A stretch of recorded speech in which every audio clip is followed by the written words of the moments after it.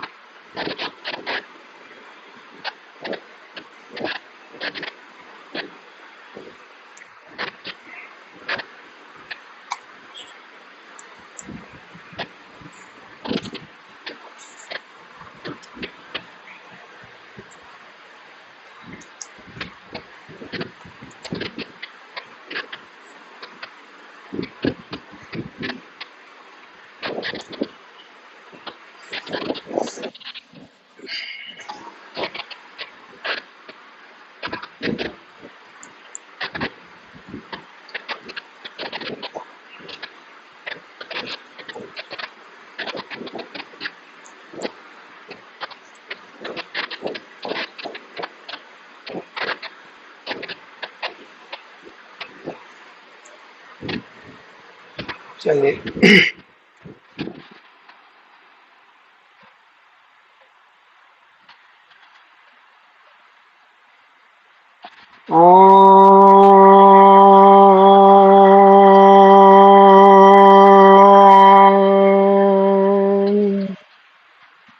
वेदाहमेतं पुरुषं महन्तं आदित्यवर्णं तमसा परस्तात् तमेव विदित्वाति मृत्युमेतत् नान्या पन्था विद्यते अयनाय।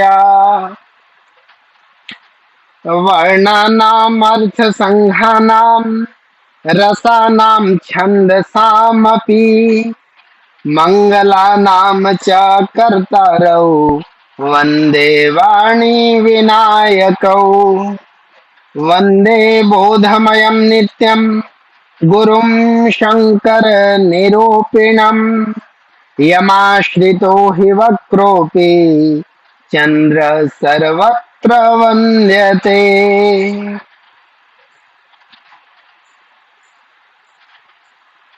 पंडित राज जगन्नाथ कृत रस गंगाधर के प्रथम आनंद पर आधारित 7 दिवसीय कार्यशाला के समापन समारोह में उपस्थित सभी प्रतिभागियों, मुख्य अतिथि, अध्यक्ष, विशिष्ट अतिथि, सारस्वत अतिथि, कार्यशाला के संयोजकों की टीम एवं प्रिय विद्यार्थियों, आप सभी का मैं हार्दिक स्वागत एवं अभिनंदन करता हूं। जैसा कि किसी भी कार्यशाला में एक सामान्य व्यवहार यह होता है कि कार्यशाला में हम लोग सीखने का प्रयास एक दूसरे से अत्यधिक करते हैं। मतलब इसमें प्रवचन, भाषण की श्रृंखला, सेमिनार या कह सकते हैं कि संगोष्ठियों या अथवा गोष्ठियों की तरह नहीं होता है। यहाँ पर यहाँ पर एक दूसरे से सीखते हैं। और गत 6 दिनों से हम सभी अपने अत्यंत कुशल, प्रतिभाशाली एवं भाषा शैली जिनकी इतनी सरल, सहज, सुबोध और आकृष्ट थी, उनका जो चेहरा था, हमारे प्रशिक्षक महोदय मुस्कुराते हुए चेहरे से रस गंगाधर जैसे प्रौढ़ ग्रंथ को पढ़ाना, यह हम सबके लिए अत्यंत ही आश्चर्यजनक तो थी, लेकिन बहुत सुखद थी। और हम सभी आयोजकों के लिए, चाहे RDN DJ कॉलेज के संस्कृत विभाग हो अथवा डॉक्टर शिवानंद नौटियाल राजकीय स्नातकोत्तर महाविद्यालय विद्यालय कर्णप्रयाग के हमारे अध्यापक गण हो, डॉक्टर मृगांक मलासी जी, डॉक्टर हरीश गुणा जी, विभाग अध्यक्षा डॉक्टर चंद्रावती टमटा महोदया जी, हम सबके अंदर जब कल प्रतिभागियों ने जब अपने अनुभव को कहा, जो आज विशेष रूप से कुछ प्रतिभागी भी अपने अनुभव प्रस्तुत करेंगे, तो अपने गुरुजनों की जो परंपरा से हमें कुछ सीखने को मिली थी, उसको लेकर के हमने गुरुजनों का धन्यवाद किया। और क्योंकि आज समापन समारोह है, तो मैं गुरुजनों के लिए उनको, उनके प्रति उनकी श्रद्धा प्रकट करते हुए 2-3 दोहे, मैं स्वयं तो लिखता नहीं हूँ, लेकिन कहीं से मिले तो मैं अपने साथ जो संयोजक हैं हमारे मृगांक जी, उनकी अनुमति के साथ मैं दोहे पढ़ना चाहूंगा अपने गुरुजनों के लिए। गीली मिट्टी अनकढ़ी हमको गुरुवर जान, ज्ञान प्रकाशित कीजिए आप समर्थ बलवान। गुरु मन में बैठत सदा, गुरु है भ्रम का काल, गुरु अवगुण को मेटता, मिटे सभी भ्रम जाल। अंधकार से खींचकर मन में भरे प्रकाश, जो मैली चुनरी धुले सोहत तन के पास। और अंतिम दोहा, गुरु अनंत तक जानिए, गुरु की ओर न छोर, गुरु प्रकाश पुंज है निशाबाद का भोर। डॉक्टर जोरावर सिंह, जो कि हरियाणा प्रदेश के फरीदाबाद के महाविद्यालय में सहायक आचार्य हैं, उनके मार्गदर्शन में हम सब ने जब पठन पाठन प्रारंभ किया, तब आपने देखा होगा कि अपने अध्ययन के काल में अपने गुरुजनों से जिन शिक्षाओं को हमने ग्रहण किया था, उसका पुनः स्मरण हो आया। क्योंकि यहाँ पे बहुत सारे हमारे अध्यापक जुड़े रहे, जैसे BHU से डॉक्टर फिरोज जी, हमारे बिहार के विश्वविद्यालय से कई सारे प्रोफेसर जुड़े रहे, हरियाणा से भी प्रोफेसर जुड़े रहे हैं, उत्तराखंड से प्रोफेसर जुड़े रहे, इवन जहां तक मृगांक मलासी जी ने बताया कि दूसरे विभागों के भी प्रोफेसर जुड़े रहे हैं। तो यह हम सब आयोजकों के लिए अत्यंत सुखकारी रहा है यह आयोजन।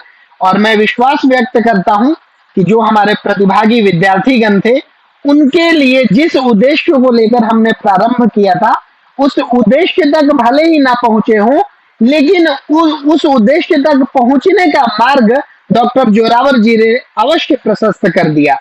क्योंकि हमारे कुछ, अगर गुरुजनों की बात की जाए, मैंने मनीषी जनों की बात की जाए, तो कहते हैं गुरु कौन होता है? गुरु वह होता है जो ज्ञान को आपको केवल रटने की रटंत विद्या नहीं प्रदान करता, अपितु वह चलना सिखाता है। उस मार्ग में आपको प्रवेश का एक सामर्थ्य आपके अंदर उत्पन्न करता है, ताकि आप उस मार्ग पे आगे बढ़ सको। तो मैं विश्वास व्यक्त करता हूं कि हमारे प्रतिभाशाली विद्यार्थी, जो कि निरंतर रस गंगाधर के आनंद में डूबे रहे, और इस आनंद के आयोजक के रूप में मेरा जो सबसे ज्यादा साथ मिला, अलकनंदा नदी के किनारे पर बसे हुए हमारे डॉक्टर शिवानंद राजकीय महाविद्यालय स्नातकोत्तर महाविद्यालय के आचार्य गणों का साथ मिला। और हम सब यहाँ पर गंगा के किनारे योग नगरी मुंगेर में बैठे हुए हैं। बीच में, जैसा गुरुदेव भारद्वाज सर ने कहा, कि मध्य में सरस्वती नदी के तट पे रहने वाले जोरावर जी ने हम सबको आशीर्वाद प्रदान किया। तो मैं अब अत्यधिक विलंब न करता हुआ आज के इस समापन समारोह के संचालक डॉक्टर मृगांक मलासी जी से निवेदन करूंगा कि वे आज एक सरस्वती वंदना प्रस्तुत करें माँ शारदे के स्मरण में, क्योंकि उद्घाटन हमने वैदिक मंगलाचरण से प्रस्तुत किया था। हमारे साथी हैं मृगांक मलासी जी, मैंने अनायास उनको आमंत्रित किया है और मैं मुझे विश्वास है कि मेरा निवेदन स्वीकार कर सरस्वती वंदना प्रस्तुत करेंगे डॉक्टर मृगांक मलासी जी। धन्यवाद आदरणीय विश्वजीत जी। और अभी हमारे साथ हम सबके पूज्य आचार्य प्रोफेसर जगदीश सेमवाल जी भी जुड़ने वाले हैं शीघ्र ही। तो और मैम हमारे साथ जुड़ गई हैं, बिल्कुल मैम समय से पहले। मैम को बहुत बहुत प्रणाम करता हूँ, प्रोफेसर ऋतुबाला मैम। और आज मैं अगर गलत नहीं हूँ तो प्राय 4 पीढ़ी आज एक साथ देख रही है मैम। सेमवाल क्या सर से बात है, आप बहुत पढ़े खूब। हैं, मैं गिरीश बिल्कुल चंद पढ़ी पंत हूँ सर सर ने से। अध्ययन किया, और पंत सर से हम हम्म, लोगों ने अध्ययन किया, और आप लोगों के प्रसाद से, आप लोगों के प्रसाद से हम लोगों के भी जो छात्र हैं वो हमसे पढ़ रहे हैं। तो आज 4 पीढ़ी एक साथ है। और क्या बात है। ये अग्रज विश्वजीत जी का निवेदन है।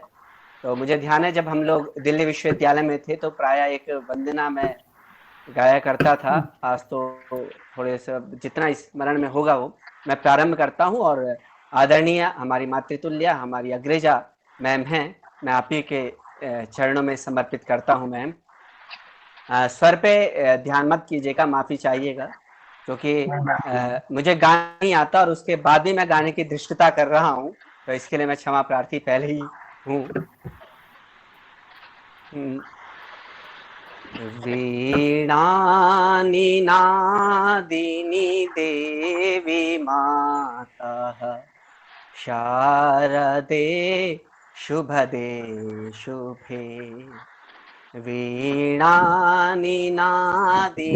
देवी मातः शारदे शुभदे शुभे।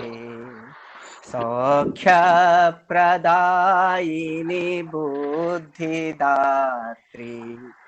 स्नेहदे सुखदे प्रभे। हे ज्ञान दे वर दे प्रिये, विद्या विभावि भुवल्लभे। हे ज्ञान दे वर दे प्रिये, विद्या विभावि भुवल्लभे। साहित्यवारिधि मज्जने, मति दे शिवे मति दे हिमे। वीणानिनादिनी देवी मातः शारदे शुभदे शुभे। अज्ञाननाशिनी भव्यभाषा, भाषिणी प्रबले बले। अज्ञाननाशिनी भव्य भाषा, भाषिणी प्रबले बले।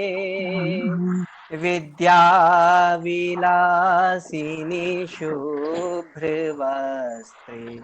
शास्त्र सार सुसारिणी। कर्तव्य कर्म विभाविनी, ध्रुव कर्म धर्म विबोधिनी। मातः सरस्वती पाहि मां, शरणागतं शरणप्रदे। वीणानिनादिनी देवी माता शारदे शुभदे शुभे। संसार बंधन मुक्ति दे,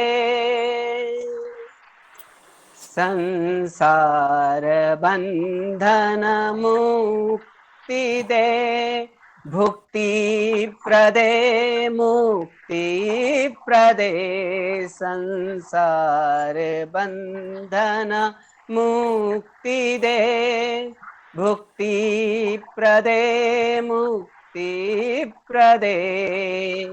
हे हे दयामयी शक्ति दे, हे हे दयामयी शक्ति दे, भक्ति प्रिये भक्ति प्रदे। माया ममत्व विनाशिनी, प्रज्ञा परे सन्मार्ग दे, मोहांधकार निमज्जने, मां पाहि हे सद्बुद्धि दे। वीणानिनादिनी देवी माता, शारदे शुभदे शुभे, सौख्य प्रदायिनी बुद्धिदात्री, स्नेहदे सुखदे प्रभे। बहुत बहुत आभार आदरणीय विश्वजीत जी। शोभनम मृगांक जी, शोभनम। बहुत सुंदर। अब मैं मृगांक जी को मैं आमंत्रित करूं संचालन के लिए। उससे पूर्व एक संक्षिप्त परिचय आज के अतिथि जनों का मैं देना चाहूंगा।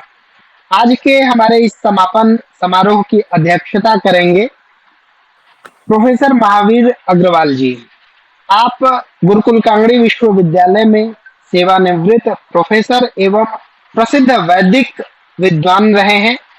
वहां पर, क्योंकि मैं गुरुकुल कांगड़ी का भी छात्र रहा हूं, तो आप वहां पर काव्य शास्त्र भी हम सबको पढ़ाया करते थे।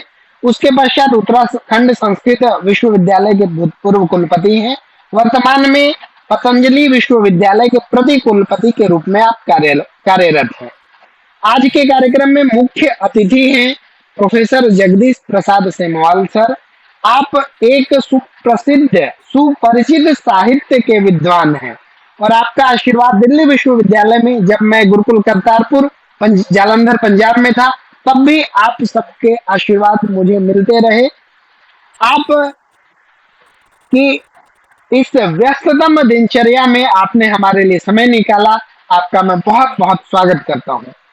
आज एक विशिष्ट अतिथि हैं हमारे गुरुवर प्रोफेसर गिरीश चंद्र पंत सर। आप पहले दिल्ली विश्वविद्यालय के जामिया मिलिया देशबंधु कॉलेज में प्रोफेसर थे। बाद में जामिया मिलिया इस्लामिया में संस्कृत विभाग के संस्थापक प्रोफेसर रहे हैं और वर्तमान में वहीं पर सेवारत हैं। संस्कृत के प्रचार प्रसार के लिए अहर्निश कार्यरत हैं। मैं आपका भी गुरुवर स्वागत करता हूं। सारस्वत अतिथि के रूप में हमारे समक्ष उपस्थित हैं प्रोफेसर रितु बाला मैम। मैं सबसे पहले उनको प्रणाम करता हूं। मैम ने हमें आज की उपस्थिति के साथ एक और शिक्षा थी अनुशासन का। मैम बिल्कुल 4:55 पे उपस्थित हो गई थी, तो मैम क्षमा प्रार्थी हूँ अगर हमसे विलंब हुआ हो कार्यक्रम में कुछ भी। तो आप ऐसा विश्वजीत जी कुछ नहीं है। आप विश्वेश्वरानंद विश्वबंधु संस्कृत एवं भारत भारती अनुशीलन संस्थान होशियारपुर में वर्तमान समय में प्रोफेसर हैं एवं निरंतर संस्कृत की साधना में रत हैं। मैम का धन्यवाद ज्ञापन, मैं मैम का स्वागत करूं, लेकिन मैं धन्यवाद ज्ञापन देना चाहूंगा कि मैम तक जिन्होंने मुझे पहुंचने में सहायता प्रदान की, और वो है डॉक्टर रविंद्र बरमोला जी, जो वहां अतिथि प्राध्यापक है। तो मैं बंधुवर आपका भी धन्यवाद ज्ञापित करता हूं, आपका भी स्वागत करता हूं, अभिनंदन करता हूं संयोजक के रूप में, जो आपने हमें विश्वेश्वरानंद विश्वबंधु संस्कृत एवं भारत भारतीय अनुशीलन संस्थान के आचार्यों तक पुनः पहुंचने का एक मार्ग दिखलाया। इसलिए आपका भी धन्यवाद और मैम का बहुत बहुत स्वागत एवं अभिनंदन। एवं आज हम सबके समक्ष हमारे प्रिय प्रशिक्षक, हम सबके मार्गदर्शक के रूप में डॉक्टर जोरावर सिंह जी उपलब्ध हैं। उनके मुखारविंद से आप नित्य प्रतिदिन उनके प्रदर्शन, उनकी प्रतिभा का प्रदर्शन आप देख रहे हैं, उनका मार्गदर्शन प्राप्त कर रहे हैं। तो मैं उनके विषय में कुछ अधिक नहीं कहना चाहूंगा, क्योंकि नित्य प्रतिदिन उनके विद्वता के दर्शन हम सभी कर रहे हैं, और वह स्वयं आज पुनः हम सबके समक्ष उपस्थित होंगे अपनी प्रतिभा के साथ रस गंगाधर की कार्यशाला के समापन के लिए। तो मैं अब विधिवत रूप से कार्यक्रम के प्रारंभ करने के लिए मृगांक जी को आमंत्रित करता हूँ। डॉक्टर मृगांक मलासे जी। धन्यवाद। दीदीम दीम दीम दीम दीम ध ध कतन दन्नन्दी मूरजम् रणद्राण द्राण द्राण रण रणघर घर रवम् सुरत फू फू फू फू फणपति फणात्पूर्तिशतम् काम चल रहा है। शिवं भूयो भूयः प्रथमनटनाट्यं दिशतु वः प्रथमनटनाट्यं दिशतु वः। इस सप्तदिवसीय कार्यशाला के समापन उत्सव में हमारे साथ आए सभी व्यक्तियों का, सभी जनों का मैं महाविद्यालय द्वय डॉक्टर शिवानंद नौटियाल राजकीय स्नातकोत्तर महाविद्यालय कर्णप्रयाग उत्तराखंड एवं RD and DJ college Munger, Munger विश्वविद्यालय बिहार की तरफ से आप सभी का स्वागत करता हूं। परिचय हमारे बड़े भाई, हमारे अग्रज डॉक्टर विश्वजीत जी ने करवा दिया है, तो मैं उसकी औपचारिकता में नहीं पढ़ूंगा। हमारे साथ प्रोफेसर सेमवाल सर, जिनका हम इंतजार कर रहे थे, प्रतीक्षा कर रहे थे, वो भी हमारे बीच जुड़ गए हैं। सर का बहुत बहुत प्रणाम और स्वागत। और जहाँ तक मैं देख पा रहा हूँ, हमारे साथ एक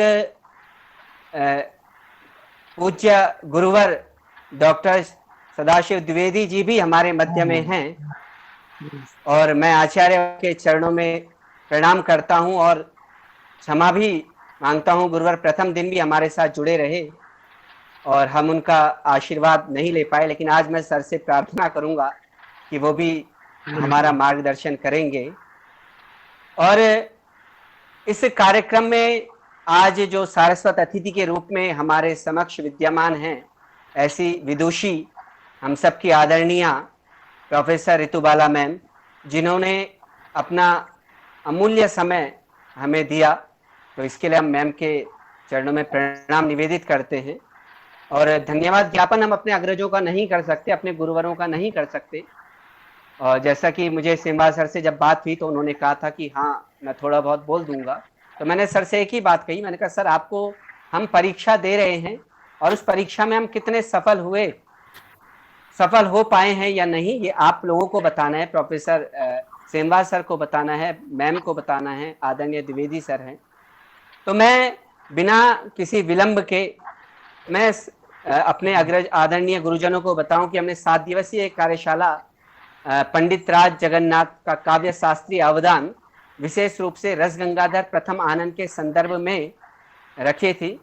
और इसका मुख्य ध्येय था सर कि जो हमारे सुदूर के विद्यार्थी हैं, मेरे पूज्यपाद आचार्य इस बात से सहमत होंगे कि जो आजकल महीने में ही चल रहे थे, थोड़ा वर्षा काल था तो रोडें टूट गई थी, सड़कें, आवागमन की सुविधा नहीं थी, तो जो बच्चे नहीं जुड़ पा रहे थे और उनकी नज़दीक में परीक्षाएं हैं, हमने उनको ध्येय मान करके ये कार्यशाला प्रारंभ की थी। लेकिन इस कार्यशाला में जब आचार्य हमारे साथ जुड़े तो हमें भी बहुत अच्छा लगा, उन्होंने हमें बीच बीच में परिमार्जन किया और ये बच्चों के साथ साथ हमारे साथी और हमारे अग्रज भी इससे जुड़े। तो मैं अब अधिक विलंब न करते हुए सर्वप्रथम निवेदन करूंगा कि हमारे कार्यशाला में जो भी बच्चे जुड़े, मैं चाहता हूं कि आप में से कोई अपना अनुभव आज हमारे समक्ष रखे अति संक्षेप में। अंजू हमारे मध्य में होंगी, उत्तरकाशी से आप जुड़ी थी, तो मैं निवेदन करूंगा कि अंजू अपना अनुभव हमारे साथ बताएं कि उन्हें कैसी ये कार्यशाला लगी। अंजू, अगर आवाज सुन रही हो तो।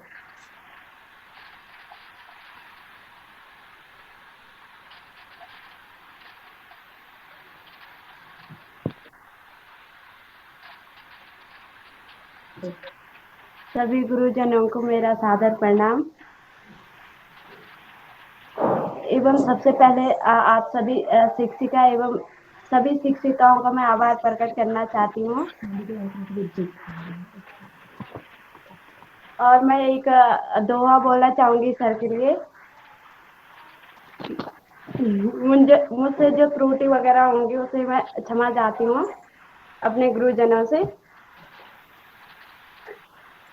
अखंड मंडलाकारं व्याप्त येन चराचरम तत्पदम दर्शितम येन तस्मै श्री गुरुवे नमः।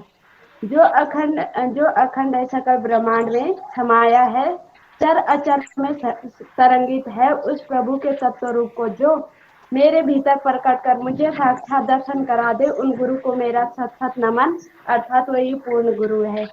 धन्यवाद सर, इतना ही कहूंगी। जी मेरे को बच्चे, धन्यवाद आपका।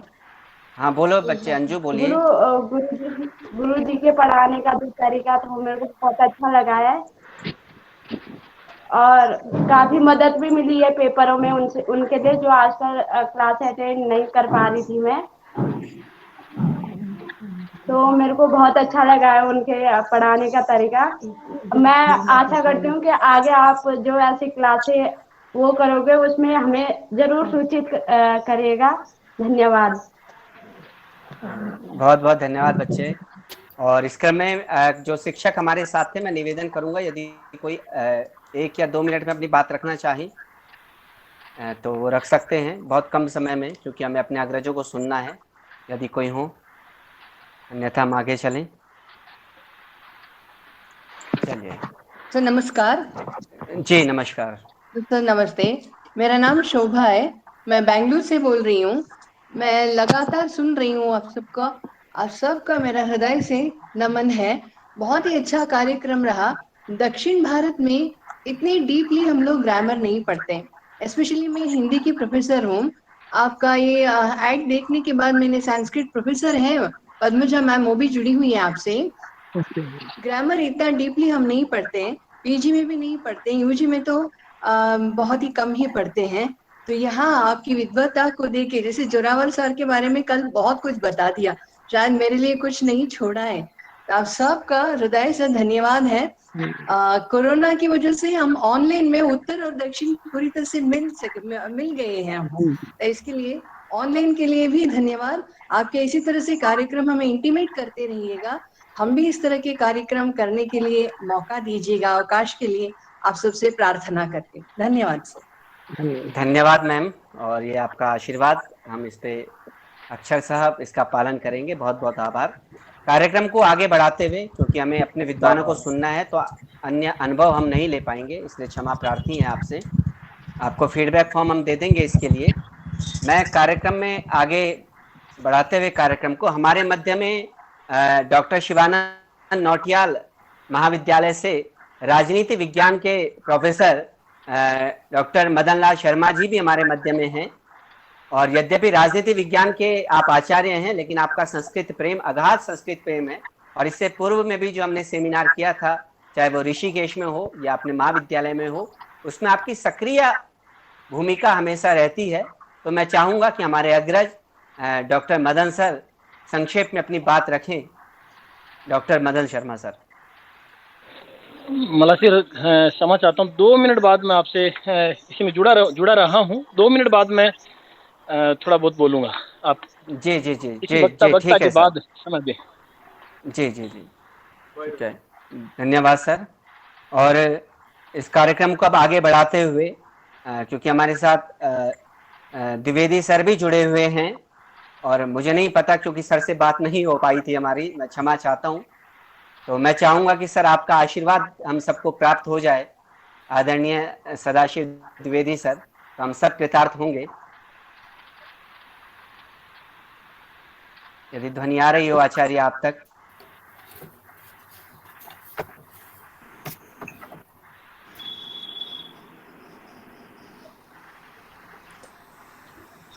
जी, सभी को प्रणाम निवेदित। सर प्रणाम। जी जी, जोरावर जी को बहुत बहुत बधाई और शुभकामनाएं इस अभिनव उपक्रम के लिए, और सभी आयोजकों को बहुत बहुत बधाई। पहले दिन में जुड़ा था और उसके बाद जी। नहीं जुड़ पाया क्योंकि एक राष्ट्रीय संगोष्ठी की आयोजन में व्यस्त हो गया था यहीं विश्वविद्यालय में। प्रथमानंद का पाठ हुआ। रसगंगाधर साहित्य शास्त्र की कसौटी है।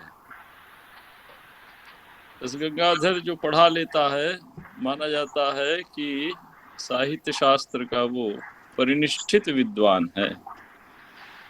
नव्य न्याय को साहित्य शास्त्र में प्रवेश कराया पंडित राज जगन्नाथ ने, आचार्य पंडित राज जगन्नाथ ने। तो ये काशी की देन है। 12वीं शताब्दी से आप देखें तो 16वीं 17वीं 18वीं शताब्दी तक, 17वीं शताब्दी तक सभी सूत्रक ग्रंथों पे, आगमों के सभी सूत्रक ग्रंथों पे विस्तृत भाष्य सभी शास्त्रों में, न्याय शास्त्र, वेदांत शास्त्र, ज्योतिष शास्त्र, व्याकरण शास्त्र में तो विशेषकर, और साहित्य शास्त्र में पे दीक्षित और पंडित राज जगन्नाथ जी का योगदान अद्वितीय था। पूज्य पिताजी आचार्य रेवा प्रसाद द्विवेदी जी से कुछ पंक्तियां मैंने पढ़ी, पंक्तिशः पाठ उन्होंने कराया। उपमा का परिष्कार, रूपक का परिष्कार, शाब्द बोध, ये सब पढ़ने का अवसर मिला। लेकिन एक बात मैं यहाँ बताना चाहूंगा कि ध्वन्यालोक, रसगंगाधर, व्यक्ति विवेक, ये 3 ग्रंथ साहित्य शास्त्र में बड़े महत्वपूर्ण हैं। ध्वन्यालोक ने क्रांति की विचारधारा को लेकर, व्यक्ति विवेक ने उसका परिष्कार किया, और उसके बाद पंडित राज जगन्नाथ का 17वीं शताब्दी में रसगंगाधर आता है। तो पूज्य पिताजी ने इन तीनों ग्रंथों के संक्षेप तैयार करके गए हैं, ध्वन्यालोक का भी, व्यक्ति विवेक का भी, और रसगंगाधर का भी। रसगंगाधर संपूर्ण यदि कोई विद्यार्थी नहीं पढ़ सकता तो उसका संक्षेप सार जो तत्व है उसको पढ़ने के लिए उन्होंने एक सार संक्षेप तैयार किया है। वो तैयार है प्रकाशन के लिए। तो उतना यदि विद्यार्थी पढ़ ले तो रसगंगाधर के महत्व से परिचित हो सकता है। प्रथमानंद काशी हिंदू विश्वविद्यालय में एमए कक्षा में रस निष्पत्ति पर्यंत हम ही ने प्रारंभ कराया। पहले रसगंगाधर एमए में नहीं था, लेकिन जब हम लोग यहाँ आए तो हम लोगों ने मांग की तो रसगंगाधर रस निष्पत्ति पर्यंत काशी हिंदू विश्वविद्यालय में निर्धारित है। पंक्तिशः उसका पाठ विद्यार्थी को कराया जाता है। संपूर्ण पूर्व पक्ष को प्रस्तुत कर अंतिम स्थापना देने वाला ग्रंथ है। यह बात जोरावर जी ने अपने उद्घाटन वक्तव्य में भी कही थी। सादृश्यम सुंदरम उपमालंकृति एवं प्रकारेण तत्र उपमाया उपमालंकारस्य लक्षणं वर्तते। सादृश्यम सुंदरम वाक्यार्थोपस्कारकम, इस प्रकार से उन्होंने उपमा का जो लक्षण किया था। एक बड़ा भारी प्रश्न खड़ा होता है कि स्थायी भी है और भाव भी है। स्थायी भाव, विभाव, अनुभाव, व्यभिचार, स्थायी, सात्विक। तो स्थायी भी है और विभाव भी है, भाव भी है। तो भाव तो प्रतिक्षण परिवर्तनशील है, वो इसमें स्थायित्व तो कैसे आ सकता है? इसका समाधान हमको रसगंगाधर से ही मिलता है। आचार्य ऋक धनंजय ने दशरूपक में इसको प्रस्तुत किया था, लेकिन उसका विस्तार हमें प्रथमानंद में पंडित राज जगन्नाथ के प्रथमानंद को पढ़ने से ही मिलता है। बहुवल्प विभावजत्वम, ये उन्होंने उसका एक समाधान किया। प्रबंध व्याप्तित्वाद, विरुद्धैरवरुद्धैर्वा भावैर्विच्छिद्यते नयः आत्मभावम नयत्यन्यान सस्ताई लवणाकर। तो कई समाधान उन्होंने दिए हैं। इन सबको विद्यार्थियों को तैयार रखना चाहिए। 3 धाराएं, शब्दार्थो काव्यम और शब्दः काव्यम, ये तो प्रसिद्ध है। लेकिन पूज्य पिताजी कहा करते थे कि शब्दार्थः काव्यम, यह मानना चाहिए, इसमें कोई विरोध ही नहीं है। शब्द से उत्पन्न होने वाला जो अर्थ है, और अर्थः सर्वथैव प्रातिभाषिक है। नवीन काव्य लक्षण प्रवर्तित किया उन्होंने। विकल्प सुंदर काव्यम, विकल्प चमत्कारकारी विकल्प काव्यम, शब्द ज्ञानानुपाति वस्तु शून्यो विकल्प। यह जो महर्षि पतंजलि का वचन है, इसको काव्यशास्त्र पर लागू कर दिया। पतंजलि का वचन 2100 वर्ष पूर्व था, सारी परंपरा के सम्मुख था, लेकिन किसी ने उस पर ध्यान नहीं दिया। ये साहित्य शास्त्र की, काशी की आज की समृद्धि है। रसगंगाधर का पाठ आपने किया, मैं उससे वंचित रहा अपनी व्यक्तिगत व्यस्तताओं के कारण। इसके लिए मैं समझता हूँ कि ये मेरा नुकसान है। यदि मैं सुनता तो कुछ बातें और उसमें परिष्कृत होती। सभी आयोजकों को बहुत बहुत बधाई। आदरणीय जोरावर जी को बहुत बहुत शुभकामनाएं। इसी प्रकार से वे इन उपक्रमों के माध्यम से इन शास्त्र ग्रंथों का संरक्षण करें, नई पीढ़ियों तक पहुंचाएं। यही हमारा परम कर्तव्य है और इसी में हमारी संपूर्ण सफलता है। मैं पुनः सभी को प्रणाम निवेदित करता हूं। प्रणाम सर, बहुत बहुत आभार, और आपका मार्गदर्शन हमें मिलेगा, ऐसी आपसे आकांक्षा भी है और प्रार्थना भी है। और तकनीकी की कुछ ये समस्या ये भी होती है कि जब उद्घाटन सत्र था तो सर हमारे साथ जुड़े रहे, और मैं जब संचालन कर रहा था तो उसमें 2-4 ही नाम दिखाई देते हैं, और सर मुझे बाद में पता चला कि सर भी हमारे साथ जुड़े रहे। तो मैं इसके लिए सर बहुत बहुत क्षमा प्रार्थी हूँ, अन्यथा हम आपको उद्घाटन में भी आपका आशीर्वाद हमें मिलता। तो मैं अब, मुझे लगता है मदन शर्मा सर हमारे बीच आ गए हैं, तो मैं चाहूँगा कि सर आप राजनीति विज्ञान विभाग से सर हैं, और सर अपना वक्तव्य 2 मिनट में हमारे समक्ष रखेंगे। बहुत बहुत धन्यवाद प्रिय मलासी जी। और यह जो वर्कशॉप जो 7 दिवसीय आयोजित की गई गवर्नमेंट कॉलेज कर्णप्रयाग और मुंगेर विश्वविद्यालय बिहेर के संयुक्त तत्वाधान में, चूँकि मैं राजनीति विज्ञान का हूँ, लेकिन मैं संस्कृत डिपार्टमेंट के बहुत नज़दीक रहता हूँ, और पिछले 1.5 वर्ष के अंदर मैंने जो संस्कृत के साथ मेरा जुड़ाव जो रहा है, मेरे 12वीं तक संस्कृत थी, लेकिन उसके बाद में एक लंबा गैप आ गया, लगभग 15 साल का, कि मैं संस्कृत विषय को नहीं पढ़ पाया।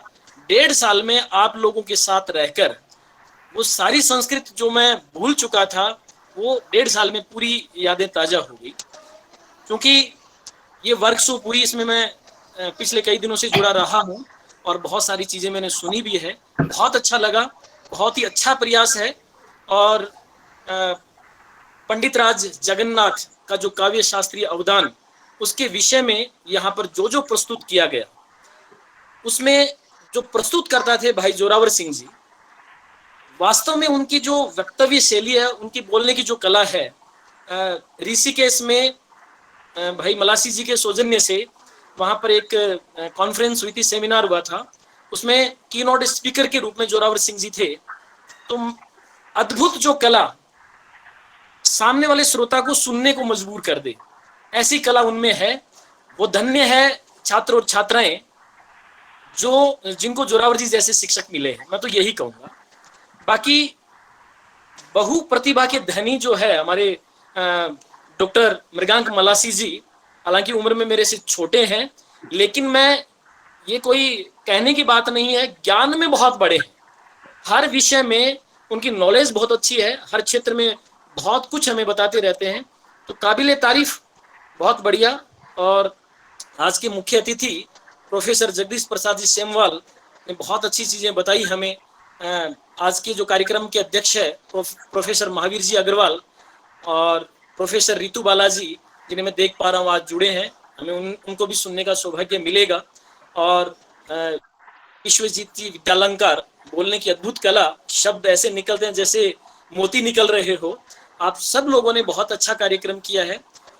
राजनीति विज्ञान का हूँ, लेकिन बहुत सारी चीजें समझ में आई है और बहुत सारा जुड़ा हुआ। आगे मैं संस्कृत की ऐसी जो वर्कशॉप होगी, सेमिनार होंगे, जरूर मुझे सौभाग्य मिला तो मैं आप लोगों से जरूर ज्ञान लेता रहूंगा। बहुत बहुत धन्यवाद, बहुत बहुत आभार।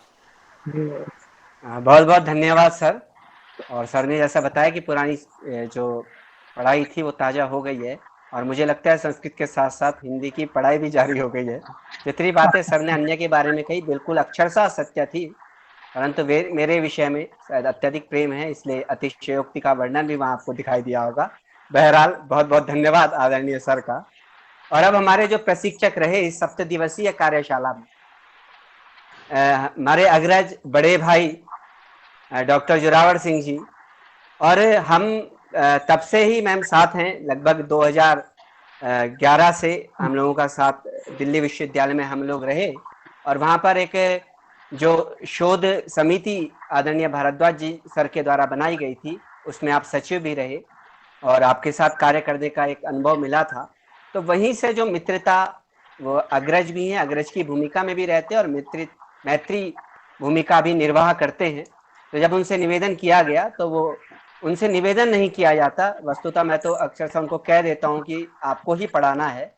और आपने देख लिया होगा, क्योंकि उनका शास्त्र ज्ञान, उसमें मुझे बार बार कहने की आवश्यकता नहीं है, जिन लोगों ने भी पढ़ा है उनसे। तो ऐसे बहुमुखी प्रतिभा के धनी और सहृदय कवि भी हैं, क्योंकि बहुत सारे कवि सम्मेलनों में आदरणीय जोरावर जी गए हैं, हम लोग गए हैं उनके सानिध्य में। तो मैं ऐसे बहुमुखी प्रतिभा के धनी डॉक्टर जोरावर सिंह बड़े भाई अग्रज आपको निवेदित करूंगा कि आप आए और अपनी बात रखेंगे। डॉक्टर जोरावर जी।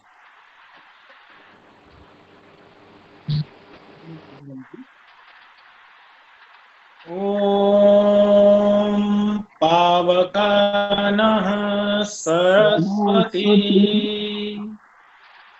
वाजेभिर्वाजिनीवती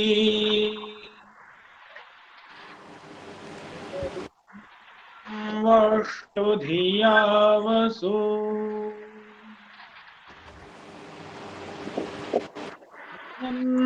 तोम नामानम् तथा विमलधामानमतुलम्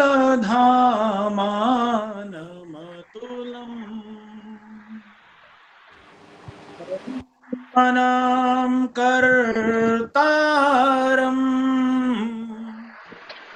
भुवनजय भर्तारमरम्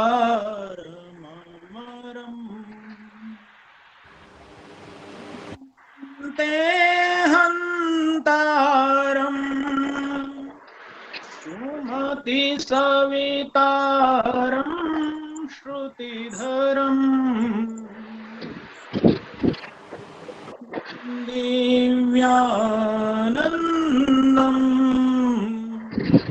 सकल सुखकन्दम् कविं दिव्यानन्दम् सकल सुखकन्दम्।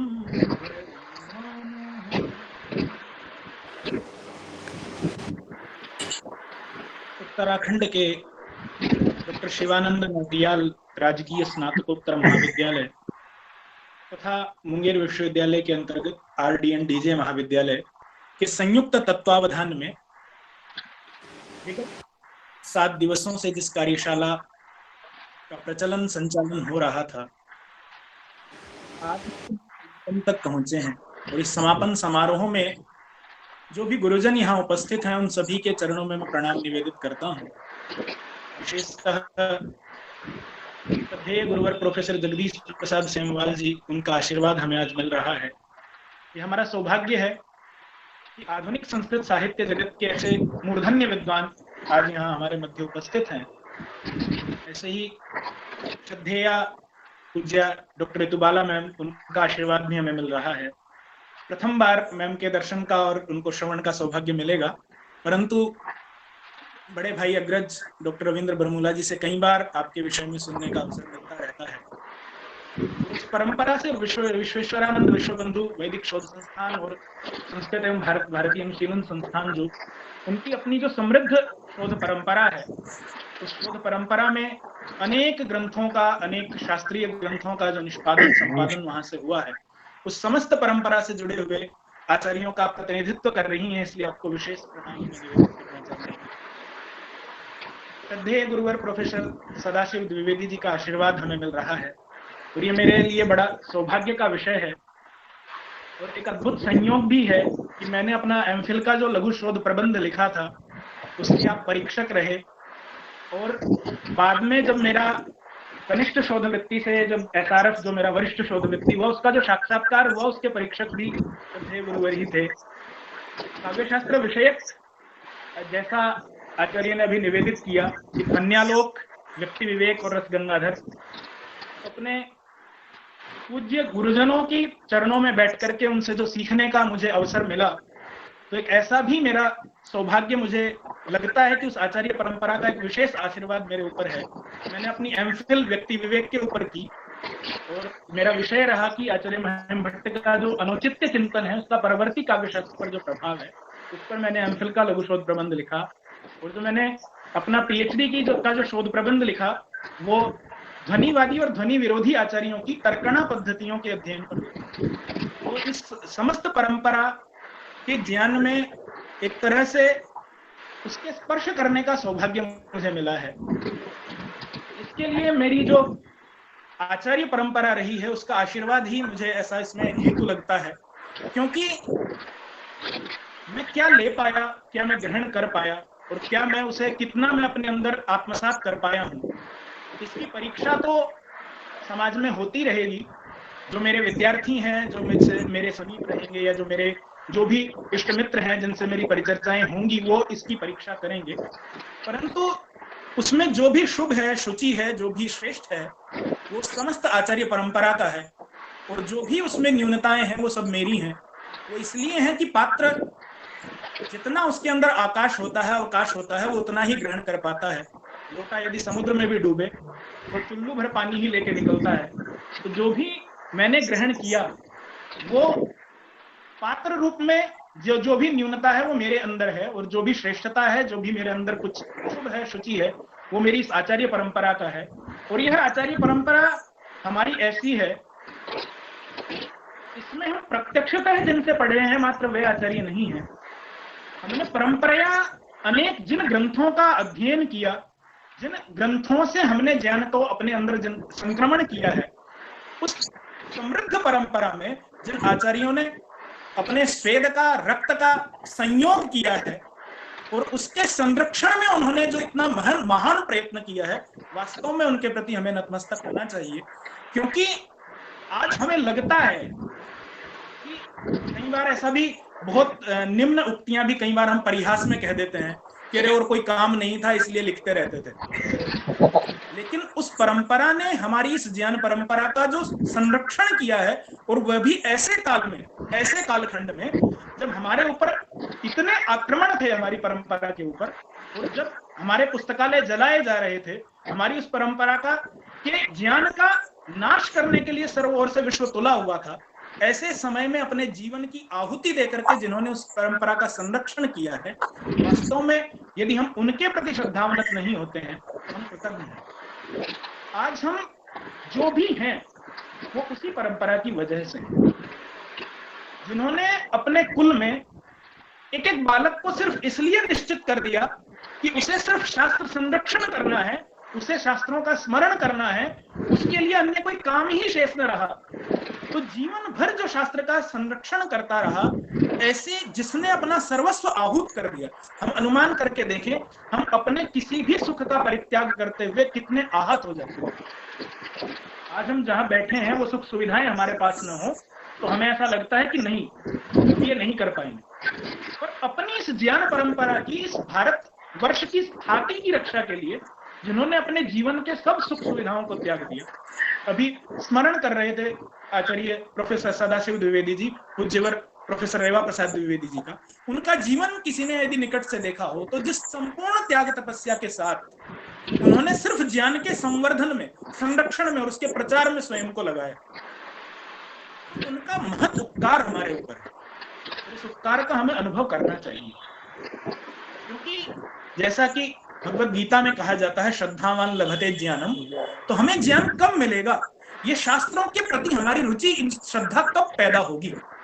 तब पैदा होगी जब इनके विषय में हमारी श्रद्धा होगी, जब हमारी इनके प्रति आस्था होगी। यदि हम शास्त्र का अवगाहन करना चाहते हैं, उसका ज्ञान प्राप्त करना चाहते हैं, तो हमें उन शास्त्रकारों के उस महान प्रयत्न का स्मरण रखना चाहिए, क्योंकि वही उसके प्रति हमारी श्रद्धा उत्पन्न करने में हेतुभूत है।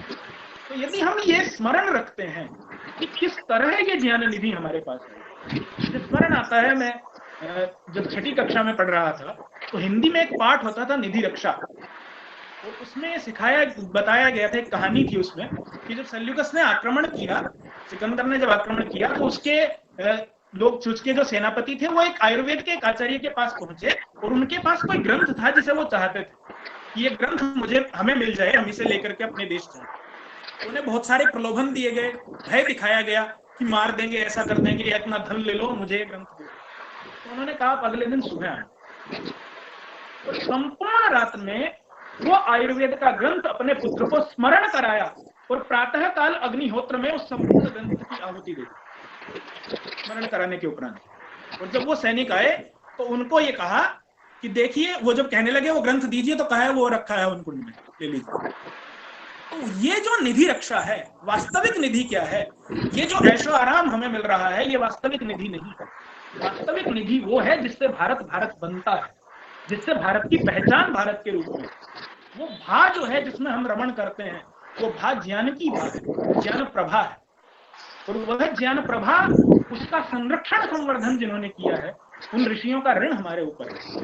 यदि हम उससे उऋण नहीं होते हैं, यदि हम इस शास्त्र परंपरा का इतनी सुविधाएं मिलने के बाद, जब आज हमारे पास, अगर हम कहीं हमारे पास अध्यापक उपस्थित नहीं है तो ऑनलाइन इतनी सुविधाएं हैं कि हम वहां जाकर के पढ़ सकते हैं, किसी के साथ किसी भी आचार्य को निवेदन भेज के उनसे अपनी शंकाएं ईमेल के माध्यम से, व्हाट्सएप के माध्यम से भेज सकते हैं, शास्त्र को विधिवत भी ऑनलाइन माध्यमों से पढ़ सकते हैं। देश काल की सीमाएं टूट गई हैं, जब बंधन ही नहीं रहे हैं, ऐसे समय में भी इतनी सुविधाएं होने के बाद भी यदि हम इन शास्त्रों का अध्ययन नहीं करते हैं, इस भारत की वास्तविक ख्याति का संरक्षण नहीं करते हैं, तो हमसे बड़ा कृतज्ञ कौन है? आज मैं पंडित राज जगन्नाथ जी के अवदान के विषय में बात नहीं कर रहा हूँ, मैं समस्त आचार्य परंपरा का स्मरण कर रहा हूँ, जिसकी वजह से और जिसके भीतर आचार्य पंडित राज जगन्नाथ जैसे आचार्य जन्म लेते हैं। पंडित राज जगन्नाथ क्यों थे? क्योंकि उनसे पहले काव्य शास्त्र की एक महान परंपरा थी। पंडित राज जगन्नाथ जी ने रसगंगाधर में विषयों का विवेचन क्यों किया? क्यों वो कर पाए? क्यों वो उसमें समर्थ हो पाए? क्योंकि उसकी पूर्व पीठिका के रूप में एक समृद्ध परंपरा थी, एक ऐसा समृद्ध विवेचन था जो वहां उपस्थित था, जिसमें से उन्होंने विषय लिए, उन विषयों को लेकर के अपना नवीन चिंतन प्रस्तुत किया, अपने और विविध शास्त्रों के माध्यम से किया। आज हमको समस्या क्या है कि व्याकरण का विद्यार्थी सिर्फ व्याकरण पढ़ना चाहता है, साहित्य का विद्यार्थी सिर्फ साहित्य पढ़ना चाहता है, और हम एक एक सीमा में एक तरह से अपने को संकुचित करके बैठ गए। जबकि अगर हम ध्यान से देखें तो समस्त शास्त्र परंपरा एक दूसरे का उपस्कार कर रही है, उपकार कर रही है, एक दूसरे को उपकृत करती है। अगर हम देखते हैं पंडित राज जगन्नाथ जी ने जो अपना रसगंगाधर प्रारंभ किया, तो उसमें जो उन्होंने अपने विद्यावंश का वर्णन किया, वो किस लिए किया? इसलिए उन्होंने कहा कि मेरे पिता ने वेदांत भी पढ़ा, मेरे पिता ने वैशेषिक भी पढ़ा, मेरे पिता ने मीमांसा भी पढ़ा, न्याय भी पढ़ा, महाभाष्य भी पढ़ा। क्यों पढ़ा और इसका वर्णन करने का यहाँ क्या उद्देश्य था? ये इसलिए था, जब वो सर्व विद्याधरः कहते हैं कि वो संपूर्ण विद्या जो है उसका संक्रमण मेरे भीतर हुआ है, और इसीलिए मैं साहित्य शास्त्र की परंपरा में अन्य शास्त्रों के चिंतन को समाहित करके उसके साथ अन्य दर्शन इन विषयों में क्या कहते हैं, और उस दर्शन परंपरा का आलंबन लेकर के जब वो नव्य न्याय की भाषा में विषय का उपस्थापन करते हैं, जिसमें कोई भी शंका करने का स्थल नहीं बचता है प्रतिपक्षी को, तो ऐसी निर्भ्रांत भाषा में जब विषय उपस्थापन करते हैं, तो इससे हमें यही सीखने को मिलता है कि हम एक शास्त्र के प्रति संकुचित दृष्टि लेकर के न बैठे। हम जितना अपने को विस्तृत करेंगे, जो ये आचार्य परंपरा है, जब दीक्षांत भाषण में आचार्य कहते हैं आचार्याय प्रियम धनम आहृत्य प्रजातंतुम मां व्यवच्छेत्सि।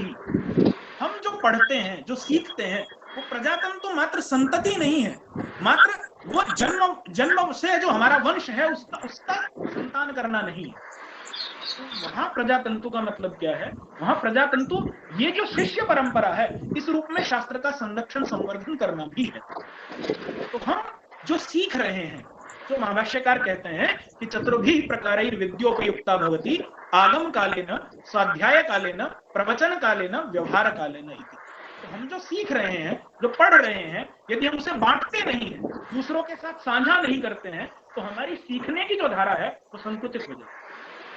तो ये जो भी यहाँ प्रतिभागी, जो भी विद्यार्थी यहाँ उपस्थित रहे हैं, मेरा बस इतना निवेदन है कि मैंने जो दिया है वो मेरा नहीं है।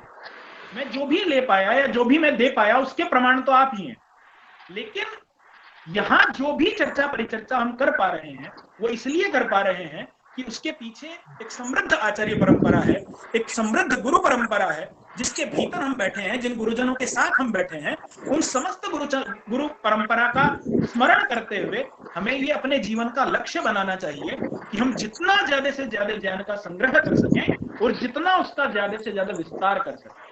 जैसे आचार्य जगन्नाथ कहते हैं कि जैसे प्रतिभा में प्रतिभात्व रहता है, लोकोत्तरता में लोकोत्तरत्व रहता है, ऐसे ही भारत में जो भारतत्व है वो भारतत्व यही ज्ञान परंपरा है।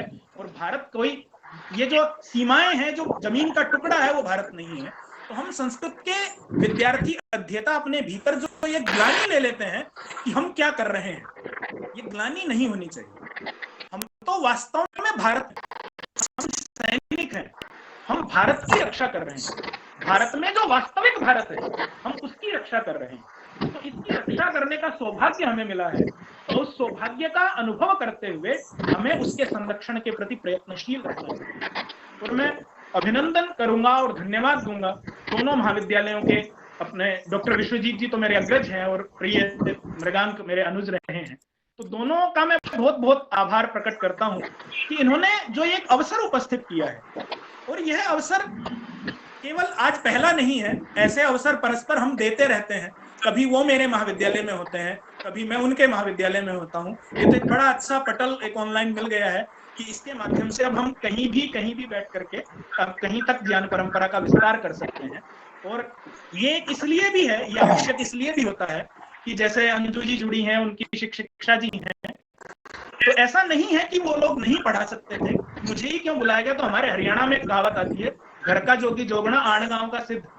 तो क्या होता है कि अपने वाले से पढ़ते पढ़ते कई बार ऐसा लगता है कि अच्छा बस यही है क्या, है ना। तो इसलिए नवीनता का संचरण करने के लिए कई बार एक दूसरे के साथ ये जो ज्ञान विनिमय है चलते रहना चाहिए। और इस ज्ञान विनिमय, ये बड़ा ही वेदांत इसके लिए जो परिश्रम करते हैं, बार बार उनका जो आग्रह रहता है, उसके लिए वो विशेष साधुवाद के पात्र हैं। और जिस कष्ट की अनुभूति के साथ आज वो ज्ञान का संवर्धन कर रहे हैं, व्यक्तिगत रूप से जिस पीड़ा में है, वास्तव में इतनी पीड़ा के बाद व्यक्ति साहस छोड़ देता है, व्यक्ति बिस्तर पकड़ लेता है।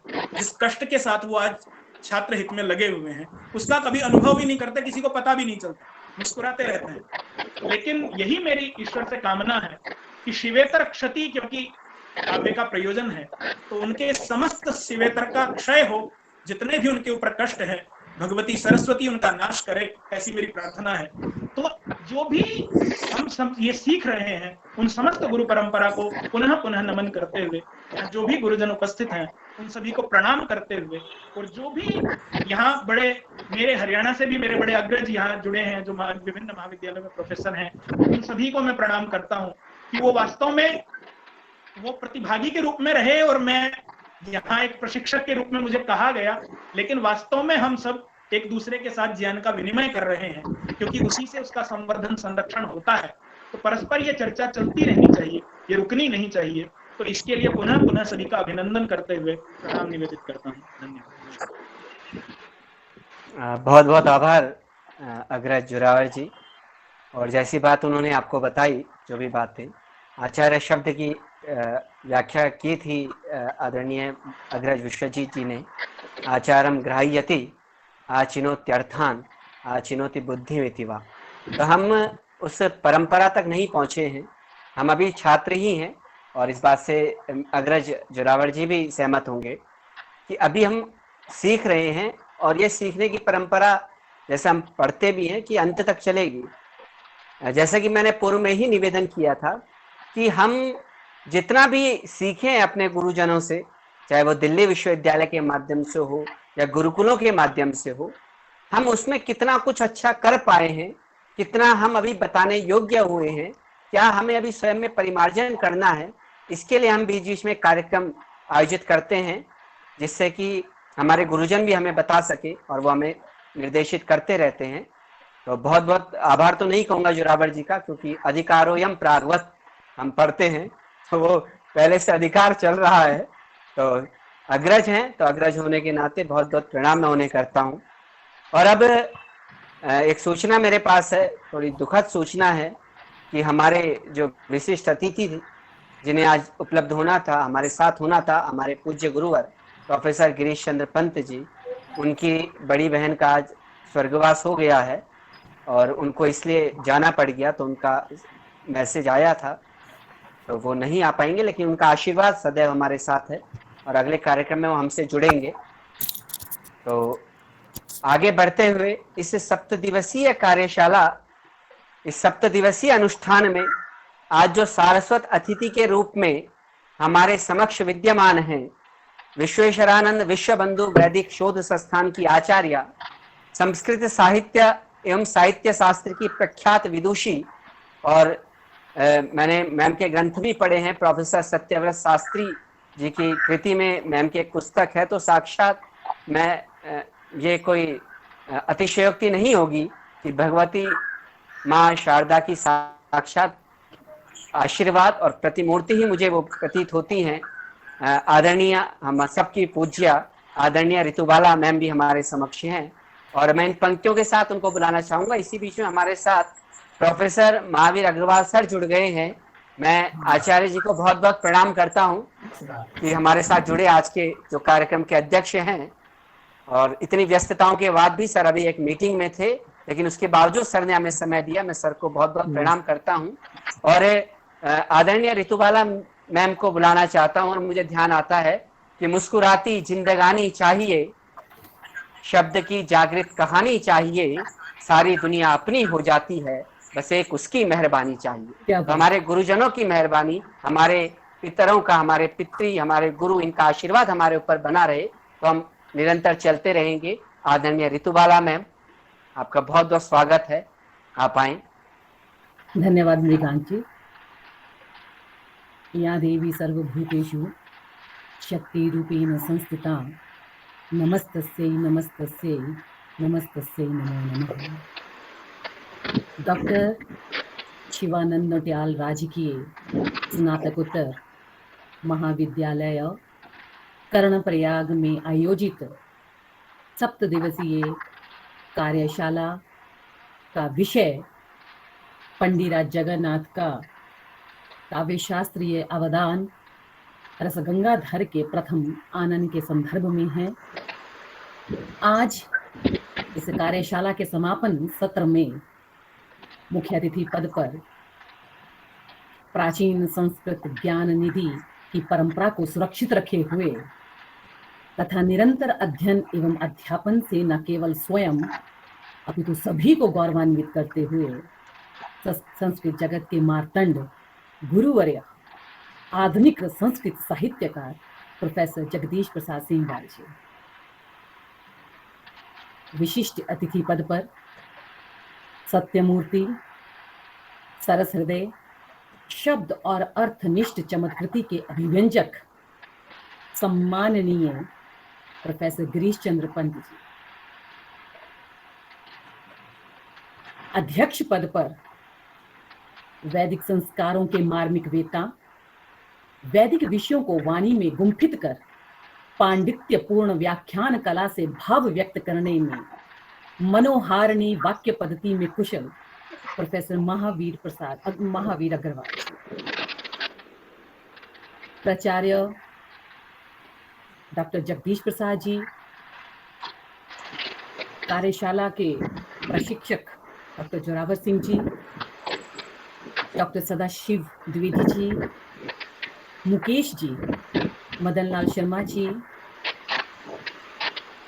संयोजक, कार्यशाला के संयोजक डॉक्टर मृगांक मलासी जी का मैं बहुत बहुत धन्यवाद करती हूँ कि आपने इस कार्यशाला में उच्चतर विद्वानों को सुनने का अवसर प्रदान किया। आपके विषय में मैं ये बात कहना चाहूंगी कि आपका नाम आपकी आयु से बढ़कर हो रहा है। आप बधाई के पात्र हैं। आप आगे बढ़ें, उन्नति करें, ऐसी ईश्वर से प्रार्थना है और हम सब आपके साथ हैं। अब मैं विषय की बात करती हूँ कि पंडित जगन्नाथ विरचित रसगंगाधर में प्रत्येक तथ्य को तर्क की कसौटी पर रखा गया है। प्राचीन आचार्यों के प्रतिपादनों की परीक्षा करके पंडित राज ने अपने मंतव्यों को नव्य न्याय शैली में प्रतिपादित किया। ये श्लोक आपने कई बार सुना है, नरत्वम दुर्लभम लोके विद्या तत्र सुदुर्लभा, कवित्वम दुर्लभम तत्र शक्तिस तत्र सुदुर्लभा। इन सभी दुर्लभ गुणों का समवाय पंडित जगन्नाथ में समाविष्ट है। तो ये कहना अत्युक्ति नहीं होती। ये इस उक्ति पर पूर्ण रूप से उतर रहे हैं, इस उक्ति को पूर्ण रूप से सार्थक कर रहे हैं। पंडित जगन्नाथ अलंकार शास्त्र के विद्वान होने के साथ साथ एक सफल सतकवि भी थे। सतकवि से तात्पर्य देश काल प्रसंग के अनुरूप तत्क्षण शब्दार्थ की मनोहारिणी छटा को अभिव्यक्त करने में सिद्धहस्त थे। ये ऐसा भाव है यहाँ। जैसे कि मैं उदाहरण देकर के इस बात को आगे पुष्टि करूंगी इस बात की कि कैसे सतकवि थे वह, कि जब शाहजहां ने पंडित जगन्नाथ को अपने दरबार में बुलाया और उनको मनचाहा उपहार देने की बात कही, तो पंडित जगन्नाथ क्या कहते हैं, न याचे गजालिम न ववाजी राजिम न वित्तेषु चित्तम मदीयम कदाचित इयम सुस्तनी मस्तकन्यस्ता कुरंगी लवंगी मद अंगी करे। तो इस तरह से तत्क्षण उन्होंने वहां एक सुंदरी को जब देखा तो उसी को ही लेने की जो बात कही, उपहार रूप में बात कही, तो एक तत्क्षण उन्होंने ये बात इस तरह से कहा। तो ये उनकी प्रतिभा को एक प्रकार से कहीं ना कहीं की बातें जो है अभिव्यक्त करती हैं। और उसके पश्चात अगर मैं सुकवि सतकवि की बात करूं कि सतकवि कैसा होना चाहिए, तो इसके विषय में अभिराज यशोभूषणम में वर्णन प्राप्त होता है 1:12 में कि अविदित गुणापि सतकवि भनति कर्णेषु वमति मधुधाराम आनदी घत परिमलापि हरति दृशम मालती। अर्थात बिना गुणों का ज्ञान हुए भी जब कविता श्रोताओं को वशीभूत करती है, तब ऐसी कविता और ऐसे काव्य का क्या कहना। सतकवि की अभिव्यक्ति श्रोताओं के कर्ण कुहरों में मधु की धारा उड़ेल देती है। आचार्य भामे ने भी अपने ग्रंथ काव्य अलंकार में सतकवि को 100 शब्द में कुशल होना चाहिए, ऐसी बात वहां पर कही है।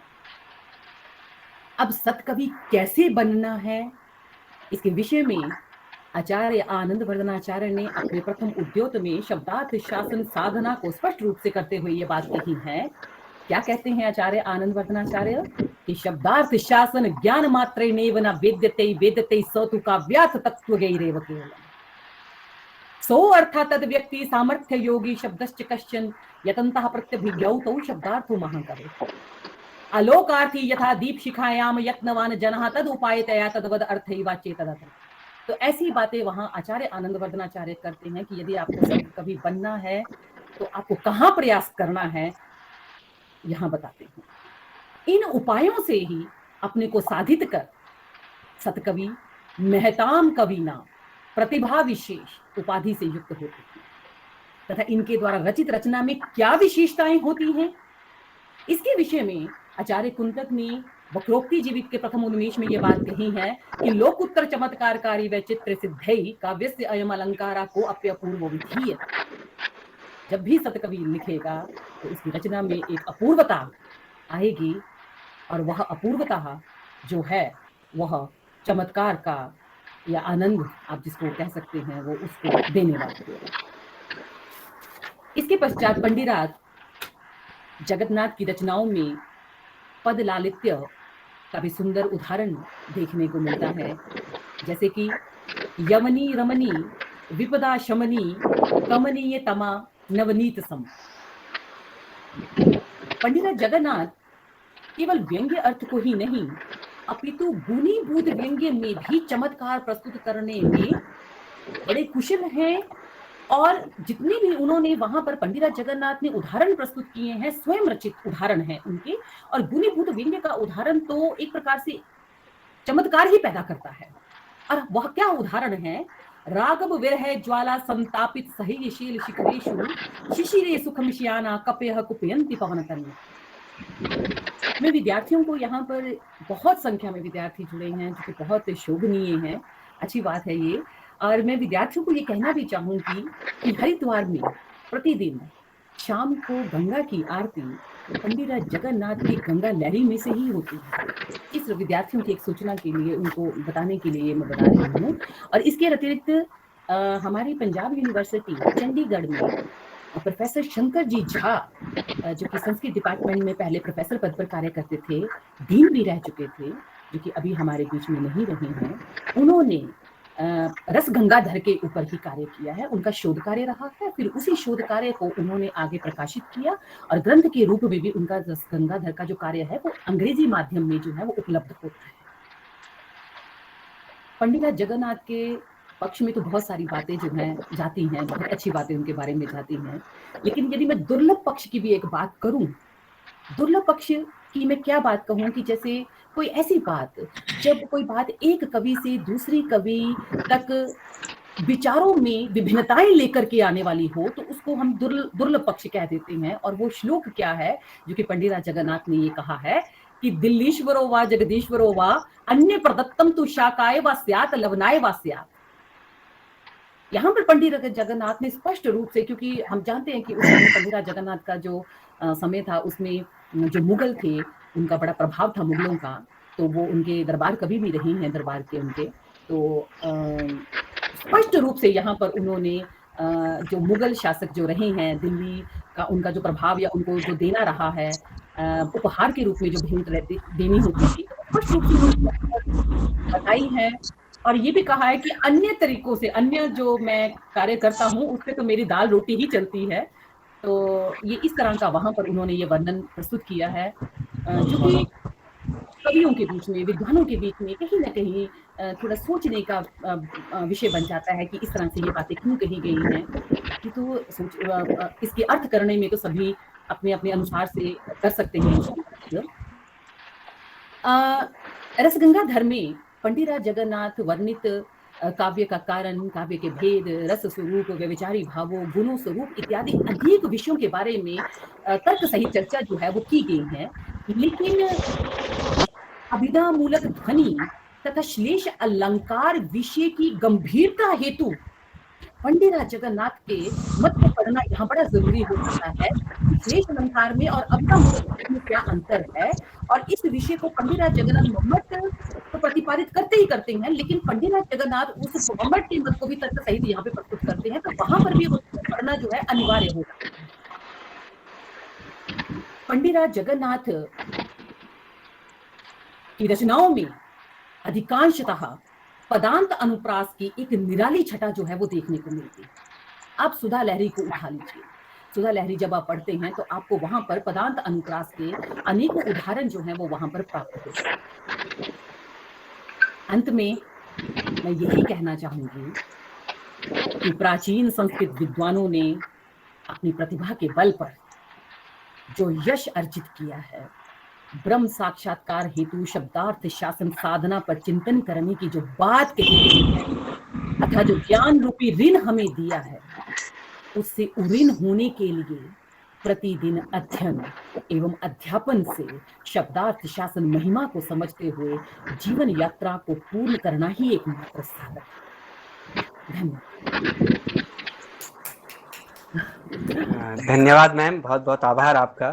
धन्यवाद सर। और आपने अपने वक्तव्य में पंडित राज जगन्नाथ के विषय में भी अवगत करवाया और हम कृतार्थ हुए। जो भी बच्चे थे उन्होंने भी आपको सुना, हम सब ने भी आपको सुना। अपने मृगांक जी, मैं विशेष रूप से प्रोफेसर जगदीप प्रसाद सेमवाल जी को और अपने प्रोफेसर अग्रवाल जी को ही सुनना चाहती हूँ। ये तो आपने मुझे वैसे ही रख दिया है आपने मुझे। जी बिल्कुल मैम। तो जैसा मैंने पूर्व में भी बताया था कि आज संभवतः 4 पीढ़ियां एक साथ हैं सर। क्या बात है। आदरणीय अग्रवाल सर, आदरणीय सेमवाल सर, और इनसे जिन्होंने पढ़ा आदरणीय मैम और पंत सर जिन्हें होना था, और इन लोगों से हमने पढ़ा है। और हमारे छात्र जिनके लिए सर ये विशेष रूप से कार्यशाला रखी गई थी, और कार्यशाला में मैं आपकी जानकारी के लिए बता दूं सर कि लगभग 500 लोगों का रजिस्ट्रेशन हमें प्राप्त हुआ था, 500 से अधिक। और इसकी एक सीमा थी हमारे पास, गूगल मीट की एक अपनी सीमा है, उसमें 100 ही लोग जुड़ सकते हैं। तो 7 दिन तक वो बने रहे, उसमें से बीच बीच में कुछ लोग इधर उधर हुए होंगे।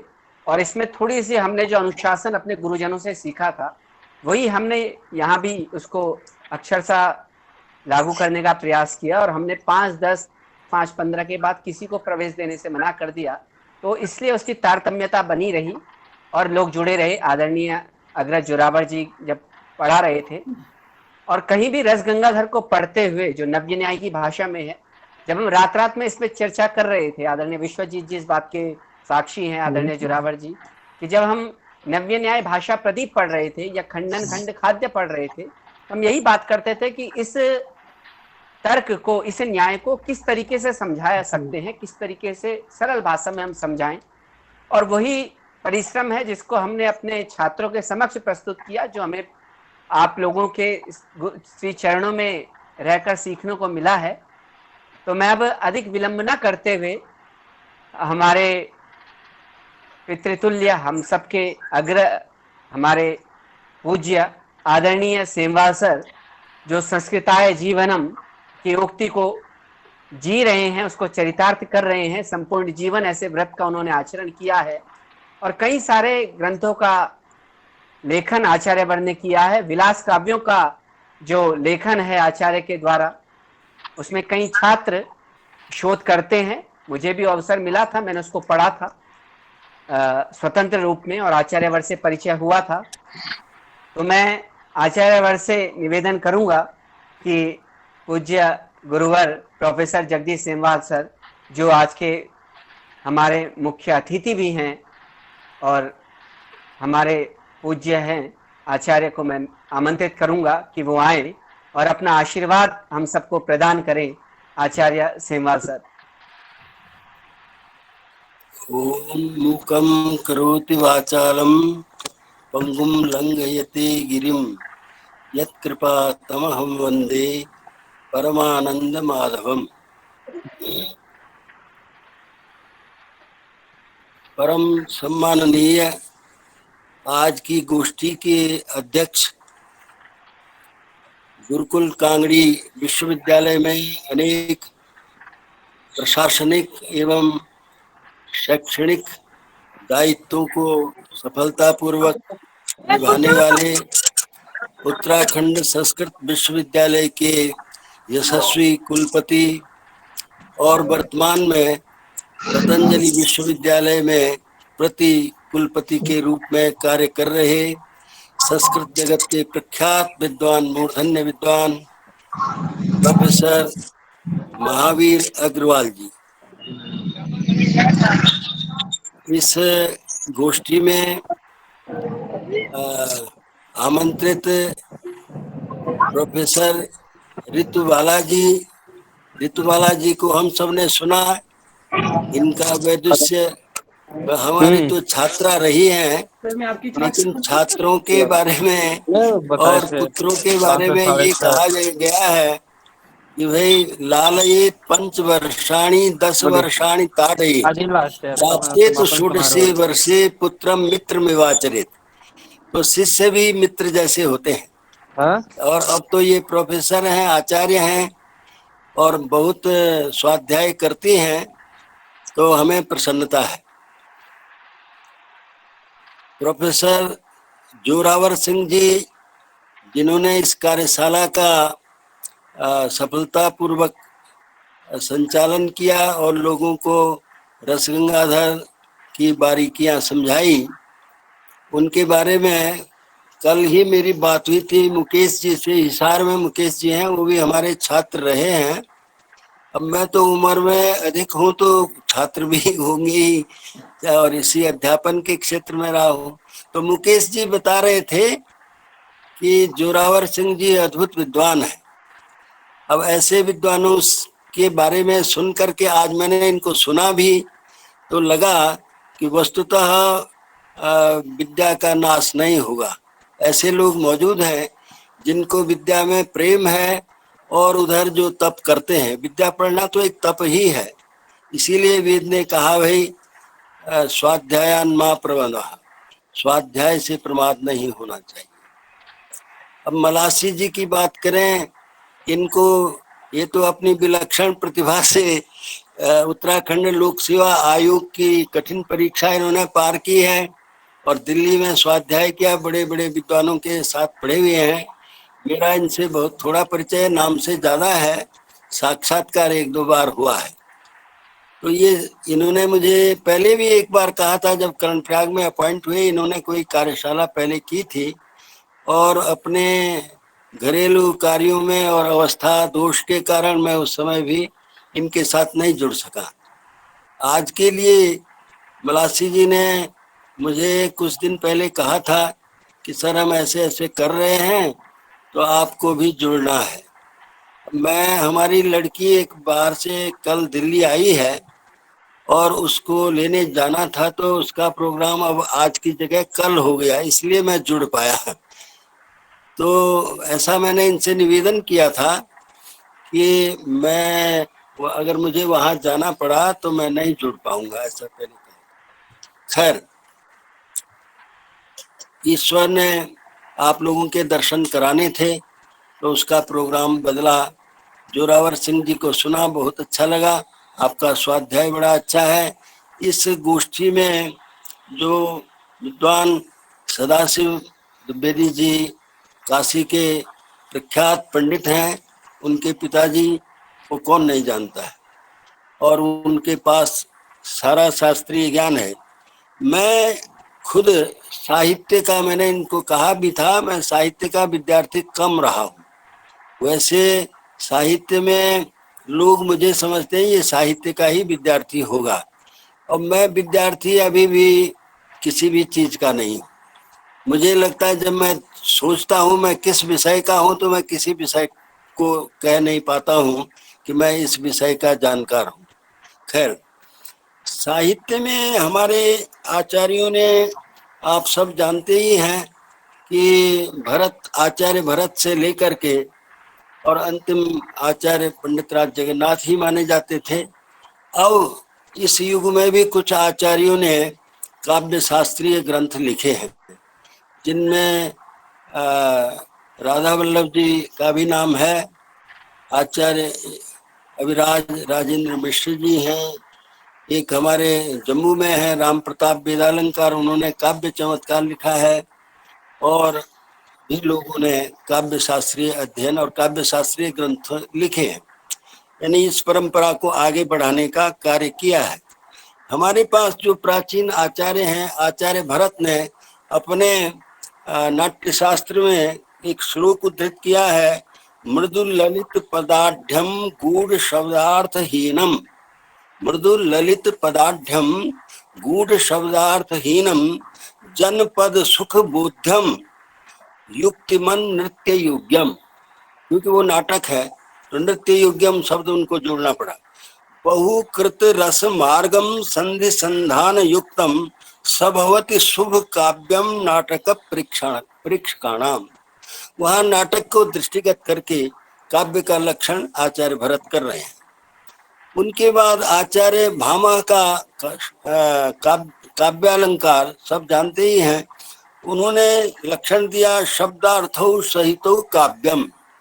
शब्दार्थौ सहितो काव्यम, आचार्यों को क्या समझाना है? आचार्य लोग सब मेरे से ज्यादा जानते हैं, लेकिन यहाँ उनका अभिप्राय है शब्द और अर्थ दोनों को ले रहे हैं। ये देखने की बात ये है कि वो कह रहे हैं शब्दार्थौ सहितो काव्यम। इसके आगे हमारा दंडी का लक्षण आता है कि शरीरम तावद इष्टार्थ व्यवच्छिन्ना पदावली, और जो काव्यादर्श 1:10 में कहते हैं। वामन ने कहा कि काव्य शब्दोयम गुणालंकार संस्कृतयो शब्दयो वर्तते। गुण अलंकार से संस्कृत शब्द और अर्थ में काव्य शब्द का व्यवहार होता है, काव्य अलंकार सूत्र वृत्ति में। इसी तरह से वामन ने रीतिरात्मा काव्यस्य काव्य शोभाया कर्तारो धर्मा गुणा तदतिशय हेतवस्त्वलंकारा शब्दार्थो काव्यम रुद्रट ने भी कहा। शब्दार्थ कुंतक कहते हैं शब्दार्थो सहितो वक्र कवि व्यापार शालिनी बंधे व्यवस्थितो काव्यम तद विदाह्लाद कारिणी।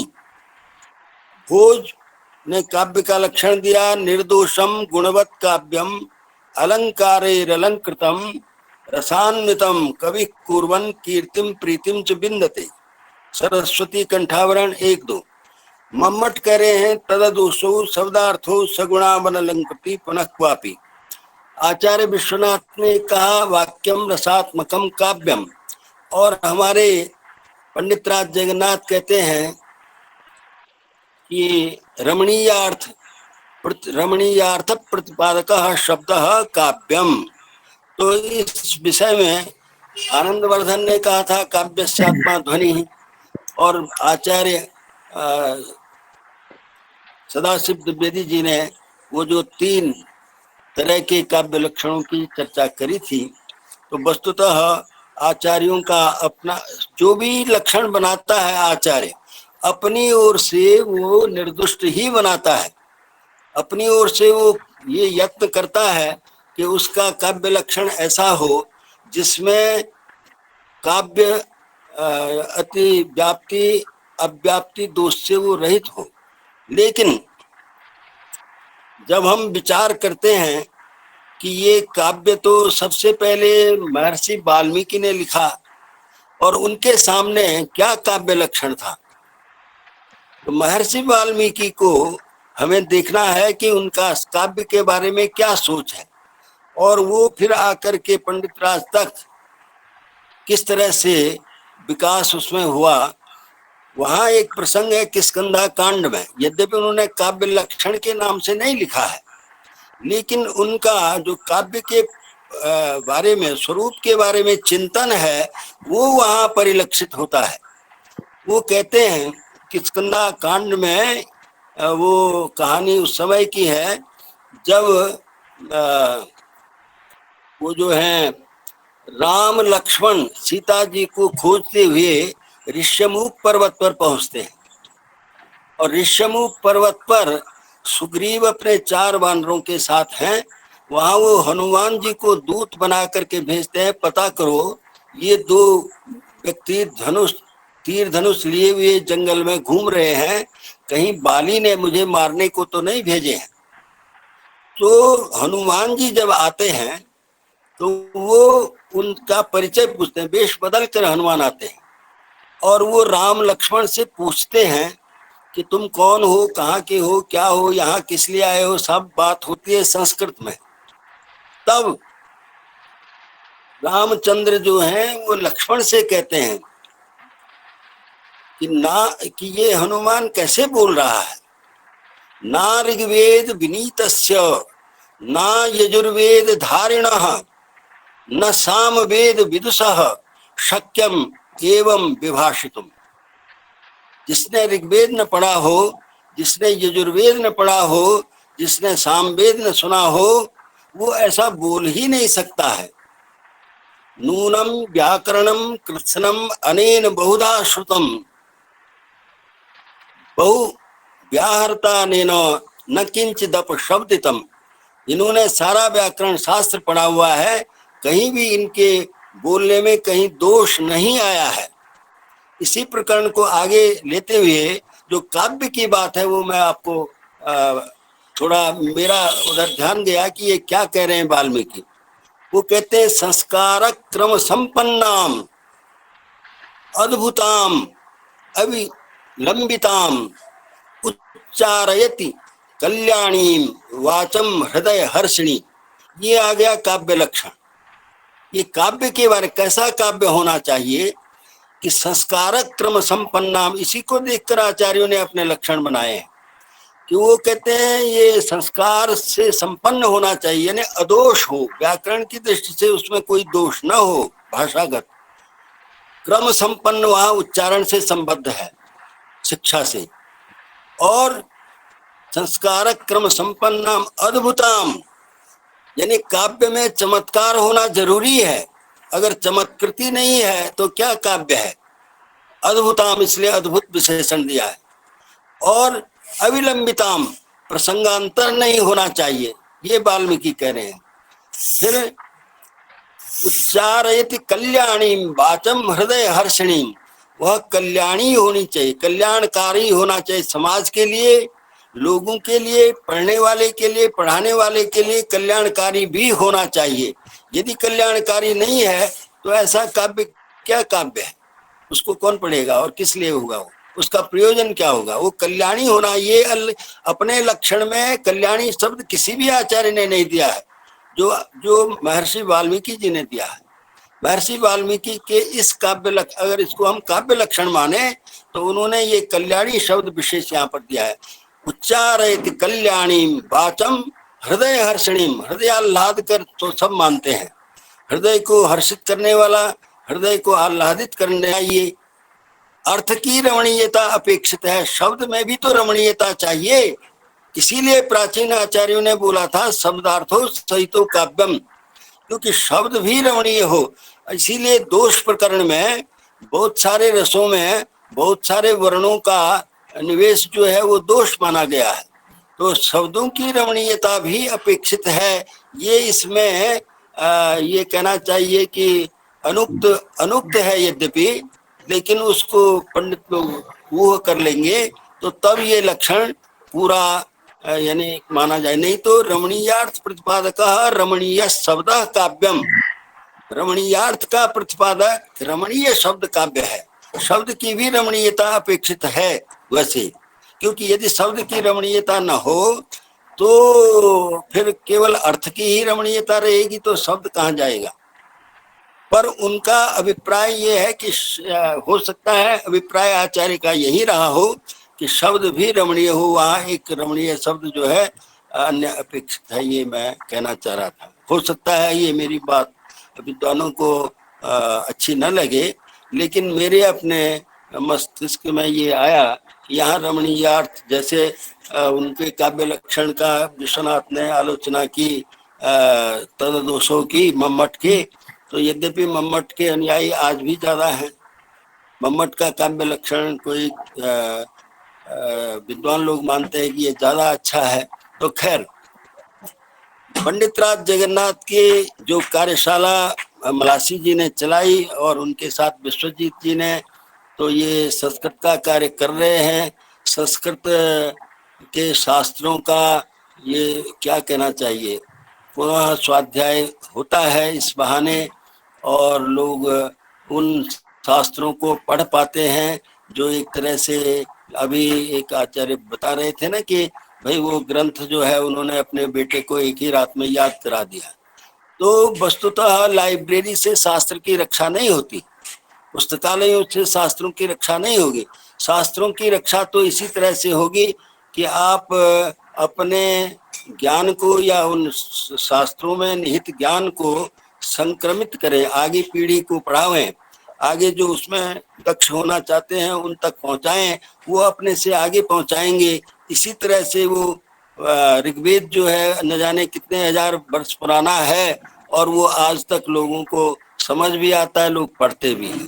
तो इसी तरह इन शास्त्रों को भी, इनकी भी लोक में प्रचार हो, प्रसार हो और विद्या का आगम हो, विद्या अपने आप में एक विद्या अध्ययन महान तप है। यहाँ जो जो लोग आए उनमें से मैं विशेष रूप से मलासी जी का, जोरावर सिंह जी का और विश्वजीत जी का, इन सब का आभारी हूँ कि उन्होंने मुझे इस अवसर पर उपस्थित रहने के लिए कहा। मैं इन सब विद्वानों के दर्शन कर पाया। अब हम लोग तो उस अवस्था में चले गए जो जिनको बोलते हैं ये तो बेकार है। तो ऐसी स्थिति में भी चलो कुछ विद्वानों के दर्शन हुए और उनसे उनको सुनने का मौका मिला। तो मैं पुनः बहुत बहुत बधाई देता हूँ मलासी जी को। जोरावर सिंह जी का तो अध्ययन बड़ा गंभीर है, उन तक तो हमारा है ही नहीं। मैं तो संस्कृत का छात्र जरूर हूँ, संस्कृत का विद्यार्थी हूँ, लेकिन शास्त्रों का इतना ज्ञान मुझे है नहीं। तो फिर भी आपके प्रेम से मैं यहाँ उपस्थित हो गया और फिर कभी मौका मिला तो मैं आज मुझे अग्रवाल साहब के दर्शन हो रहे हैं, ये विशेष बात है। उनके दर्शन करना भी पुण्यजनक है। वैसे विद्वान कहाँ, वेद के विद्वान, अभी ये बोल रही थी ना ऋतु जी कि वो वेद के ऐसे साक्षात मूर्ति हैं, तो उनके भी दर्शन हो रहे हैं। ये बड़ा सौभाग्य की बात है। मैं उनको बहुत बहुत प्रणाम करता हूँ और स्वागत करता हूँ, अभिनंदन करता हूँ, आप सबको बधाई देता हूँ। ऐसे कार्य करते रहें और चाहे हमारे जैसे कोई ना भी जुड़े तो जो आप लोग हैं इस संस्कृत के कर्णधार अब आप ही लोग हैं, तो इनको आगे बढ़ाइए और इस तरह के योग्य विद्वान पैदा कीजिए जिससे ये अमर भारती बनी रहे। ओम सहना भवतु सहनो भुनक्तु सह वीर्यं करवावहै तेजस्विनावधीतमस्तु मां विद्विषावहै। ओम शांति शांति शांति। बहुत बहुत प्रणाम आचार्यवर। और आज हमारे छात्र भी इस चीज को अनुभव कर रहे होंगे कि जो वास्तव में बड़े व्यक्ति होते हैं, ज्ञानी व्यक्ति जो होते हैं, वो ऐसे ही होते हैं कि गुरुवर हमसे इतने हमारे पूज्य हैं और इस प्रकार से स्वयं को वो आज भी, जो मैं बार बार कहता हूँ, हमने गुरुवर से सीखा है कि हम सीखने की प्रक्रिया में हैं, सीखने के प्रक्रम में हैं। तो आप देख सकते हैं कि किस प्रकार से सादा जीवन और उच्च विचार की जो जीती जागती प्रतिमूर्ति आदरणीय सीमार सर हैं। और एक सौभाग्य का विषय ये भी था मेरे लिए कि जब मेरा प्रबंध, जब मैंने सर ने उसको देखा था तो सर ने बड़ा आशीर्वाद उस पर दिया था। और वो काव्य शास्त्र को लेकर ही, जो आधुनिक काव्य शास्त्र है, जैसे आचार्य जी ने नाम गिनाए थे शुरुआत में, अभिराज राजेंद्र मिश्र जी, रेवा प्रसाद द्विवेदी सर, प्रोफेसर राधा वल्लभ जी, प्रोफेसर हर्षदेव माधव आदि सर। तो सर के निर्देशन में सर से उसके बाद बातचीत हुई थी और सर का बड़ा आशीर्वाद मिला और मिलता रहता है, सदा मिलता रहेगा। तो सर ने कहा भी था कि मैं क्या बोलूँगा इसमें, ये काव्य शास्त्र के ऊपर है। तो मैंने यही निवेदन किया था सर से तब भी कि सर आपको कुछ नहीं कहना है, बस आपको हमें देखना है कि हम जो आपके पद चिन्हों पर चलने का प्रयास कर रहे हैं, हम जो आपको स्वयं में आत्मसात करके, आपकी तरह तो नहीं हो सकते, लेकिन हाँ कुछ कुछ आपको हम अनुसरण करके स्वयं में परिमार्जन कर रहे हैं, स्वयं को परिष्कृत कर रहे हैं। तो हम उस ध्येय में कितना आगे बढ़ पाए हैं, इसकी परीक्षा आप लीजिए और हमारी परीक्षा आप लेकर के हमें बताइए कि हम कितना इस कार्य में सफल हुए हैं और कहाँ कहाँ में परिमार्जन की जरूरत है। तो आपने अपने व्यस्ततम समय में से प्रोफेसर सेमवार सर ने समय निकाला, तो मैं बहुत बहुत प्रणाम सर को निवेदित करता हूँ। और अब इस क्रम में इस 7 दिवसीय जो अनुष्ठान था उसकी पूर्णाहुति, और पूर्णाहुति तो नहीं कहना चाहिए, लेकिन इस 7 दिवसीय कार्यशाला की पूर्णाहुति की मैं बात कर रहा हूँ। इसमें नवनवोन्मेष शालिनी प्रज्ञा से निरंतर छात्रों को उपकृत करने वाले वैदिक मूर्ति सुर भारती समुपासक हमारे पूज्य गुरुवर, जो कुलपति हैं संप्रति पतंजलि विश्वविद्यालय के, और इससे पूर्व आपके नेतृत्व में गुरुकुल कांगड़ी विश्वविद्यालय ने भी निरंतर प्रगति की, ऐसे वैदिक विद्वान, सर्वशास्त्र निष्णात जो अहर्निश संस्कृत भाषा की सेवा कर रहे हैं, ऐसे सेवाव्रती पूज्य गुरुवर प्रोफेसर महावीर अग्रवाल सर के चरणों में निवेदन करूंगा कि वो आए और अपना अध्यक्षीय उद्बोधन से हमें कृतार्थ करें। आदरणीय अग्रवाल सर।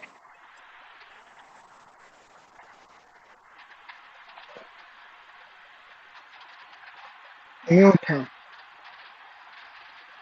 गुरुवर, म्यूट है, आप अनम्यूट कर ले। सर आप म्यूट हैं, एक बार अपने माइक को खोल दीजिए। धन्यवाद।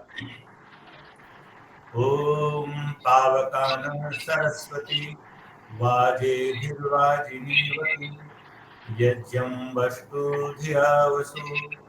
ओम शांति शांति शांति। ओम। डॉक्टर शिवानंद नौटियाल राजकीय स्नातकोत्तर महाविद्यालय कर्णप्रयाग के तत्वावधान में आयोजित ये 7 दिवसीय कार्यशाला और आज उसका संपूर्ति समारोह में तो आप सब विभूतियों के दर्शन करके इतना अभिभूत हूँ, इतना आनंदित हूँ। जहाँ आज मुख्य अतिथि के रूप में राष्ट्रपति पुरस्कार से सम्मानित विनम्रता, सरलता, सौजन्य की प्रतिमूर्ति डॉक्टर जगदीश प्रसाद सेमवाल जी के दर्शन करने का सौभाग्य मिला और सारस्वत अतिथि के रूप में मैंने आज पहली बार जिनके दर्शन किए, मुझे सरस्वती का दिव्य रूप उनकी वाणी में, उनके वैदुष्य में, उनकी प्रस्तुति में दिखाई दिया। मैं उनको भी बहुत आदर के साथ प्रणाम करता हूँ। और हमारे यहाँ कहा गया है युवैव धर्मशीलः स्यात्, धर्म को, अध्यात्म को लेकर के ये बात कही गई थी, लेकिन यह सत्य है कि युवा जब किसी श्रेष्ठ पद पर चल पड़ते हैं तो पूरे समाज का, राष्ट्र का मार्ग प्रशस्त होता है। सर को म्यूट कर दीजिए। हमारे सामने उपस्थित होता है। इस दृष्टि से मैं बहुत बहुत बधाई देना चाहता हूँ प्रिय डॉक्टर जोरावर सिंह जी, डॉक्टर मृगांक मलासी जी और मेरे बहुत ही प्रिय डॉक्टर विश्वजीत विद्यालंकार जी कि ये 3 की संख्या हमारे यहाँ बड़ी पवित्र मानी जाती है। त्रिमुनि, वेदत्रयी और न जाने कहाँ कहाँ त्रयी का प्रयोग होता है। तो आप तीनों ने मिलकर के इस अनुष्ठान को इतना सुंदर और दिव्य रूप प्रदान किया है कि अब ऐसा लगता है कि जो संस्कृत भाषा पर विपक्षी आरोप लगाते थे, इसको दूषित करने का प्रयत्न करते थे कि संस्कृत मृत भाषा है, आप जैसे युवा विद्वान जिस भाषा की सेवा में अहरनिश समर्पित रहते हों, वो भाषा कभी मृत भाषा हो ही नहीं सकती। वो स्वयं अमृत भाषा है और सारे समाज को, सारे राष्ट्र को, सारे विश्व को नवजीवन प्रदान करने में सक्षम है। आप सब इसलिए भी वंदनीय हैं और आशीर्वाद के, बधाई के, शुभकामनाओं के पात्र हैं कि जो अपने कंधों पर आपने सुरभारती की सेवा का दायित्व स्वयं स्वीकृत किया है।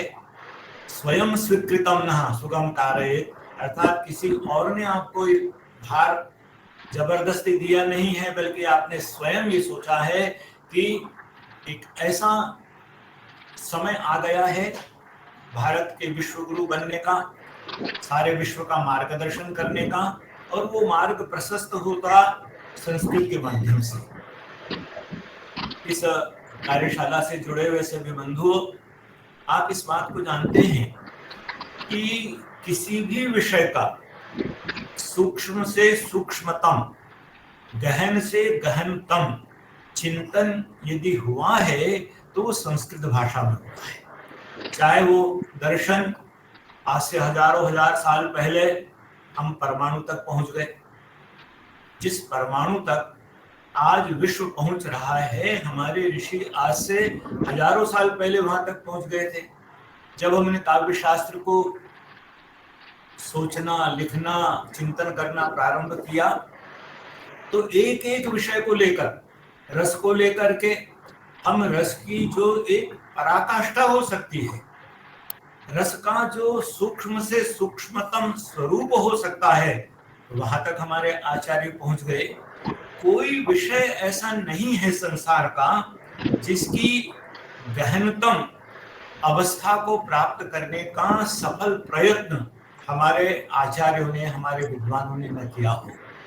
आज यह जो कार्यशाला, जिसमें पंडित राज जगन्नाथ के रस गंगाधर को लेकर, उनकी काव्य प्रतिभा को लेकर जो 7 दिन तक की चर्चा चली होगी, आदरणीय डॉक्टर जोरावर सिंह जी ने गहन अध्ययन, मनन, चिंतन के द्वारा जो इस विषय का प्रस्तुतिकरण विशेष रूप से अपनी युवा पीढ़ी के सामने रखा होगा, उससे मुझे लगता है कि कभी कभी हम शास्त्रों से दूर भागना प्रारंभ कर देते हैं, तो शास्त्रों के प्रति अभिरुचि बढ़ेगी। आप सब जानते हैं कि कुछ ही प्रतिभाएं संसार में ऐसी होती हैं जिनमें विविधता होती है। हमारे अनेक आचार्य हुए जो काव्य शास्त्र के अद्भुत उच्च कोटि के विद्वान थे। कुछ महाकवि हुए जिन्होंने कविता के क्षेत्र में एक प्रतिमान स्थापित किए, मानदंड स्थापित किए। वो महाकवि कालिदास हो सकते हैं, वो श्रीहर्ष हो सकते हैं, भारवी हो सकते हैं, और बहुत सारी एक लंबी माला है। आचार्यों में चाहे भरत मुनि हैं, चाहे काव्य प्रकाश के प्रणेता आचार्य मम्मट हैं, ध्वन्यालोक के रचयिता आनंद वर्धन हैं, लेकिन इन सारे विशिष्ट आचार्यों, कवियों, तारयित्री, भावयित्री प्रतिभाओं से विभूषित इस विद्वान मंडली के मध्य में पंडित राज जगन्नाथ एक ऐसा नाम है जिनमें आचार्यों की पंक्ति में जब बैठते हैं तो ऐसा लगता है कि इनमें वो हिमालय हैं, उसके शिखर पुरुष हैं। और जब उनकी कविताओं का हम रसास्वादन करते हैं तो ऐसा लगता है कि ऐसा अद्भुत कवि है जो भाव गंगा में, रस सरिता में सबको आकंठ निमग्न करने में पूर्ण सामर्थ्य रखता है। मैं विषय पर अधिक बोलने का प्रयत्न नहीं करूंगा क्योंकि मेरा मूल विषय व्याकरण और वेद है, लेकिन ग्रामम गच्छन् तृणम स्पृशति के अनुसार साहित्य को भी, काव्य को भी समय समय पर थोड़ा बहुत देखने का, पढ़ने का सौभाग्य प्राप्त हुआ है। जब हम पंडित राज जगन्नाथ के जीवन पर दृष्टिपात करते हैं, एक तरफ तो काव्य शास्त्र में नई नई मान्यताएं स्थापित करने वाले मम्मट जैसे विद्वानों के कथनों का खंडन करने का सामर्थ्य रखना, ये भी अपने आप में कोई सामान्य बात नहीं है। और उसी तरफ एक वैसा विचित्र सा जीवन, जो 1-2 श्लोक हमारी आदरणीय स्नेहमयी बहन ने सुनाए, लवंगी और उनके साथ स्नेह जाल में प्रेम के बंधन को बंद करके और सारी सीमाओं को लांघ करके, और किस किस प्रकार से उन्होंने अपने जीवन की पूर्णाहुति काशी में जाकर के गंगा की लहरों में अपने आप को समर्पित कर दिया। हरिद्वार में आज जो सायंकालीन आरती होती है उसमें भी उन्हीं की कविताओं को गा करके अपने अंदर के अध्यात्म को, अपने अंदर की श्रद्धा को, पावनता को जागृत करने का प्रयत्न किया जाता है। जब उसी गंगा लहरी का श्लोक में कभी कभी स्मरण करता हूँ तो मैं भी भाव जगत में डूब जाता हूँ।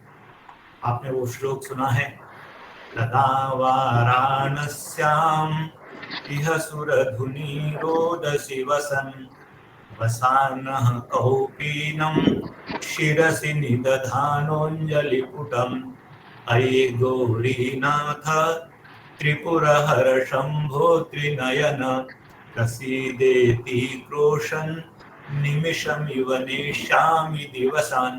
कितना अद्भुत भाव है। चाहे वो श्रृंगार में, प्रेम में आकंठ डूबे रहे होंगे, लेकिन जिस भावना की उच्च कोटि पर बैठ करके उन्होंने भगवती भागीरथी की, माँ गंगा की अर्चना की है और उसकी वंदना में जो पद्य रचना की है, जो कविता की सरिता प्रवाहित की है, क्या वो आज के इस कलिकाल में, आज के इस भौतिकता के युग में हमारे हृदय में अध्यात्म की आत्म प्रेम की, ईश्वर प्रेम की धारा को जागृत करने में समर्थ नहीं है।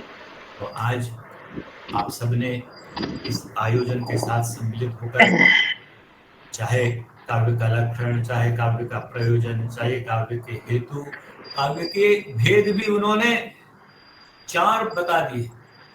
आचार्य मम्मट ने तो केवल 3 ही बताए थे, लेकिन जब पंडित राज जगन्नाथ लिखने बैठे तो कहा कि 3 से काम नहीं चलेगा, एक उत्तमोत्तम भी रखना चाहिए। जैसे भर्तृहरि ने 4 प्रकार के लोगों का विभाजन किया। एक वो है जो सत्पुरुष है, दूसरों के लिए अपने जीवन का सब कुछ समर्पित कर देते हैं। एक वो है जो अपना भी ठीक हो और दूसरों का भी ठीक हो, मध्यम कोटि के हैं। और एक वो हैं जो अपने स्वार्थ के लिए दूसरों का स्वार्थ नष्ट कर देते हैं, लेकिन अंत में कहते हैं ये घ्नन्ति निरर्थकम परहितम एकेन जानीमहे। एक चौथी श्रेणी संसार में उन लोगों की भी है जो बिना किसी प्रयोजन के, अपना कोई स्वार्थ सिद्ध नहीं होगा लेकिन दूसरे का विनाश जरूर करना है, इस दृष्टि से जो कार्य करते हैं। तो उन्होंने 4 श्रेणियां की। इसी प्रकार से पंडित राज जगन्नाथ ने भी एक उत्तम में भी जो उत्तम है, जिसको हम शिखर पुरुष कहते हैं, जिसको हम प्रथम श्रेणी में भी प्रथम श्रेणी का दिव्य व्यक्तित्व कह करके सम्मानित कर सकते हैं, वो भी एक पंक्ति रखी। तो बहुत बहुत आप सबको शुभकामनाएं। मैं बहुत व्यस्त रहा इन दिनों में, इसलिए मुझे रस गंगाधर को या पंडित जगन्नाथ को उठा करके देखने का एक क्षण का अवसर भी नहीं मिला। लेकिन मेरे प्रिय डॉक्टर विश्वजीत जी का आग्रह था। उस समय मैं परम पूज्य स्वामी जी के साथ, आचार्य के साथ मीटिंग में था, लेकिन किसी तरह से उनसे अनुमति लेकर मुझे लगा मुझे आप सबको प्रणाम करना चाहिए। हम सबके श्रद्धे, हम सबके प्रेरणा स्रोत डॉक्टर जगदीश सेमवाल जी, जो हिमालय पुत्र हैं, जो संस्कृति के साकार विग्रह रूप हैं, विनम्रता की प्रतिमूर्ति हैं, और हम सबके प्रति उनके हृदय में प्रेम की, आशीर्वाद की धारा निरंतर प्रवाहित होती रहती है। कभी कभी एक ऐसी स्थिति आती है बंधुओं कि कुछ ऐसी विभूतियां होती हैं कि वो कुछ न बोलें, कुछ न कहें, केवल हम उनके दर्शन कर लें, केवल हम उनको प्रणाम कर लें, केवल अपनी आंखों में उनके प्रति श्रद्धा का भाव लेकर के उनकी ओर दृष्टिपात कर लें, तो मैं समझता हूं कि सैकड़ों व्याख्यान सुनने की तुलना में उनके समीप कुछ क्षण बैठ करके उनके आशीर्वाद की गंगा में स्नान करना, ये जीवन का बहुत उत्तम कार्य है, ये पवित्र कार्य है। तो आपको मुलाजी जी को, जगवर सिंह जी को और प्रिय विश्वजीत जी को इस बात के लिए भी बधाई देना चाहूंगा कि उन्होंने हमें डॉक्टर जगदीश सेमवाल जी को प्रणाम करने का, उनके दर्शन करने का ये अवसर दिया। और मुझे लगता है संस्कृत भाषा निश्चित ही सारे विश्व का मार्गदर्शन करेगी। जहां पर हमारी आदरणीय बहन ऋतु बालाजी जैसी विदुषियां और आप जैसे युवा विद्वान इस प्रकार के अभियान में अपने व्यक्तिगत कामनाओं को, अभिलाषाओं को त्याग करके, और हमारी जो एक महती आचार्य परंपरा है, ज्ञान की परंपरा है, चिंतन की परंपरा है, उसको फिर से उद्बुद्ध करने के लिए आप निरंतर प्रयत्नशील हैं। मैं आप सब